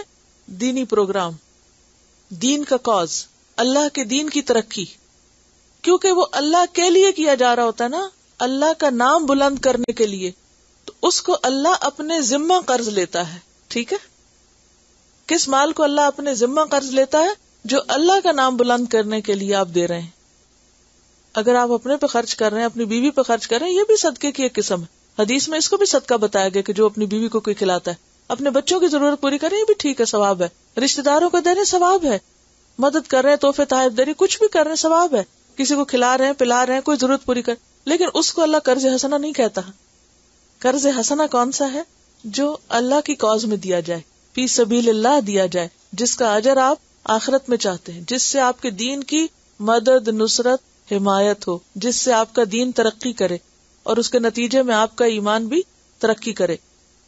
تو نتیجہ کیا ہے؟ اس کا اجر آپ کو اللہ دے گا اور وہ تمہارے گناہ معاف کر دے گا. اور اللہ قدردان ہے، قدردان.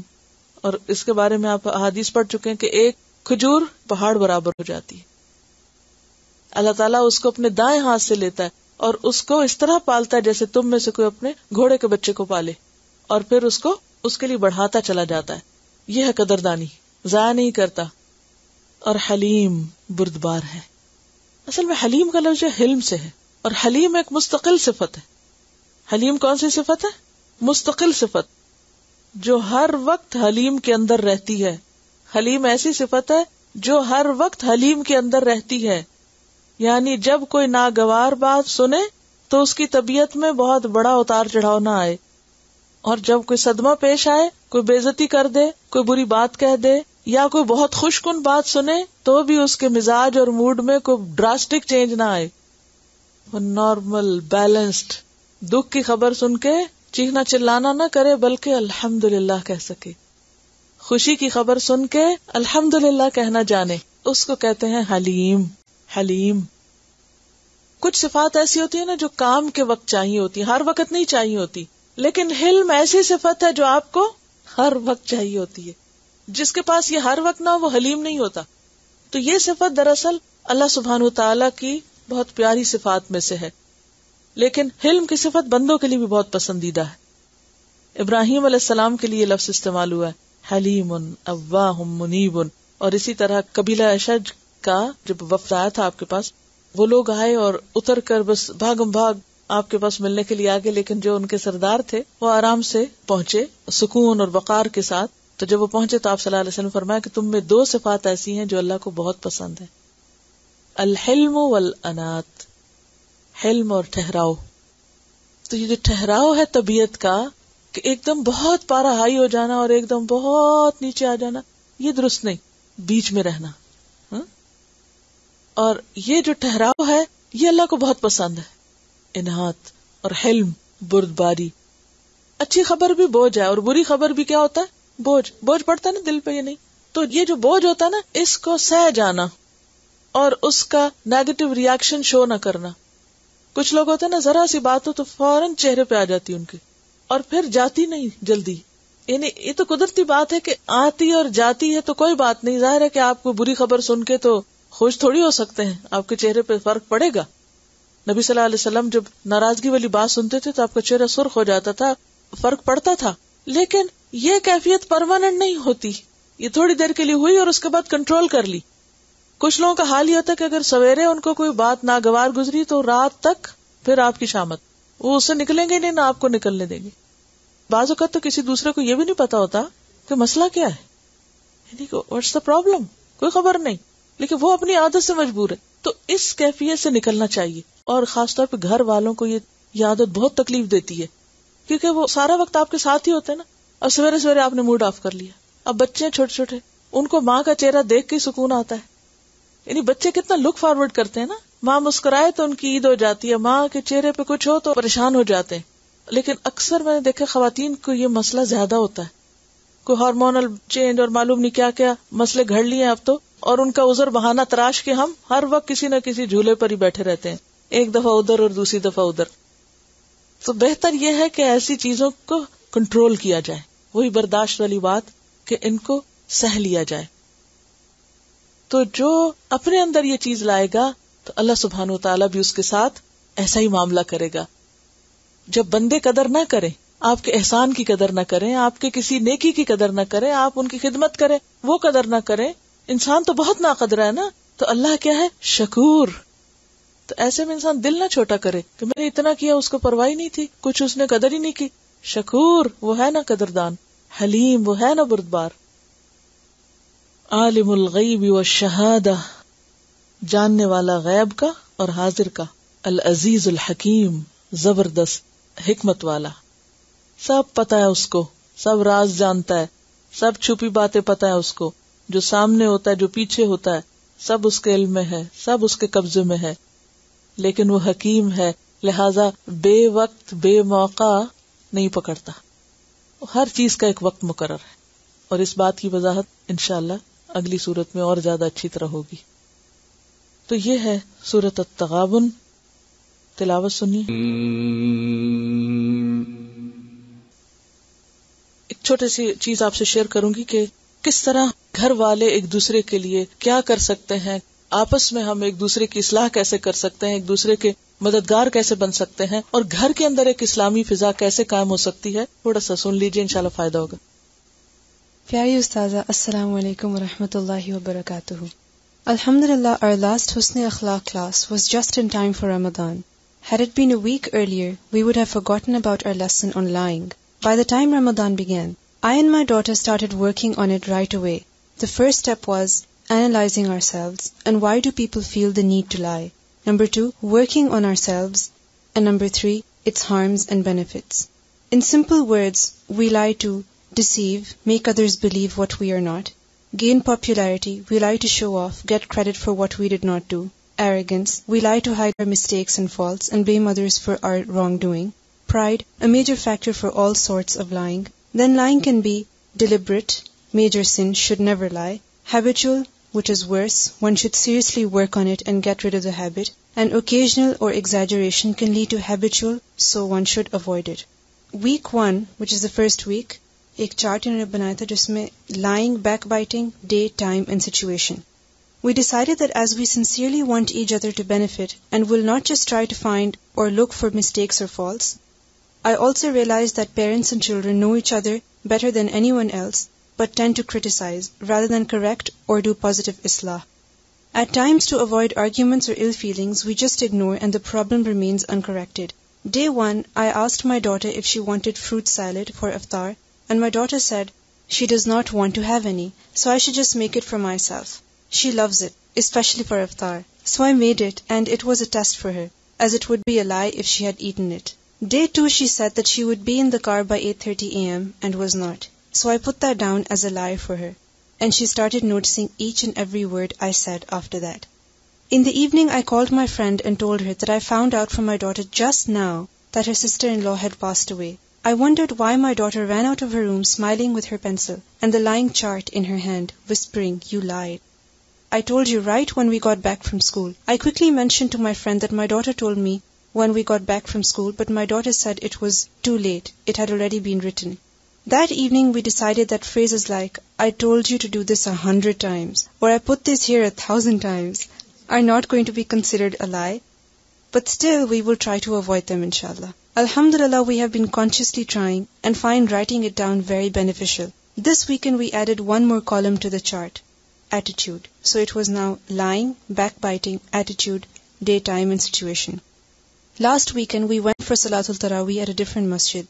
The Imam had a good voice in Qiraat, but sadly to say, his tajweed was not great. Besides the 5 Qutub-ul-Jad letters, he made qalqala on every letter with a sukoon. It bothered me so much, and may Allah subhanahu wa ta'ala forgive me, I had a hard time having khushu in salat. I just kept thinking, Asma needs to correct his tajweed. Subhanallah. It was my daughter's idea to go to this masjid, so the minute I sat in the car, I started saying, I wish she had better tajweed and so on. My daughter didn't miss the chance. She quickly recorded this in the attitude backbiting column. Alhamdulillah, I realized I could have been more patient and appreciated the good and ignored the rest. For my daughter, it was a few things under the attitude column like, do I have to do it again? Tone of voice, etc. was also noted down. Alhamdulillah, we are finding it very beneficial. Inshallah, we plan to add more to our chart next week, which will be lying, backbiting, attitude, pride, encouraging and helping each other to do good, and then daytime and situation. The last week of Ramadan, we will add overall akhlaq to the chart, inshallah. We have become so careful that nothing negative is written down for us, and it is a constant reminder that the Kiramun Katibin are writing everything that we say or do. Things that we are not even aware of or ignore. May Allah subhanahu wa ta'ala accept our siyam and make this Ramadan a real month of training for us, training that becomes a part of our daily lives, inshallah. Jazakallah khair for making us realize what we did not during the previous Ramadans. جب سے میں نے سنبھالا ہوا تھا کہ کوئی دن آئے گا کہ موقع پر آپ سے شیئر کروں گی کہ گھر والے اگرچہ ہمارے لیے مشکل بھی پیدا کرتے ہیں لیکن وہ بہترین مددگار بھی ہو سکتے ہیں اگر ہم دل بڑا کر کے ان کو اجازت دے دیں کہ وہ ہمیں آئینہ دکھاتے رہیں. اوکے، سبحانک اللہم و بحمدک نشہد ان لا الہ الا انت نستغفرک و نتوب الیک. السلام علیکم و رحمۃ اللہ وبرکاتہ.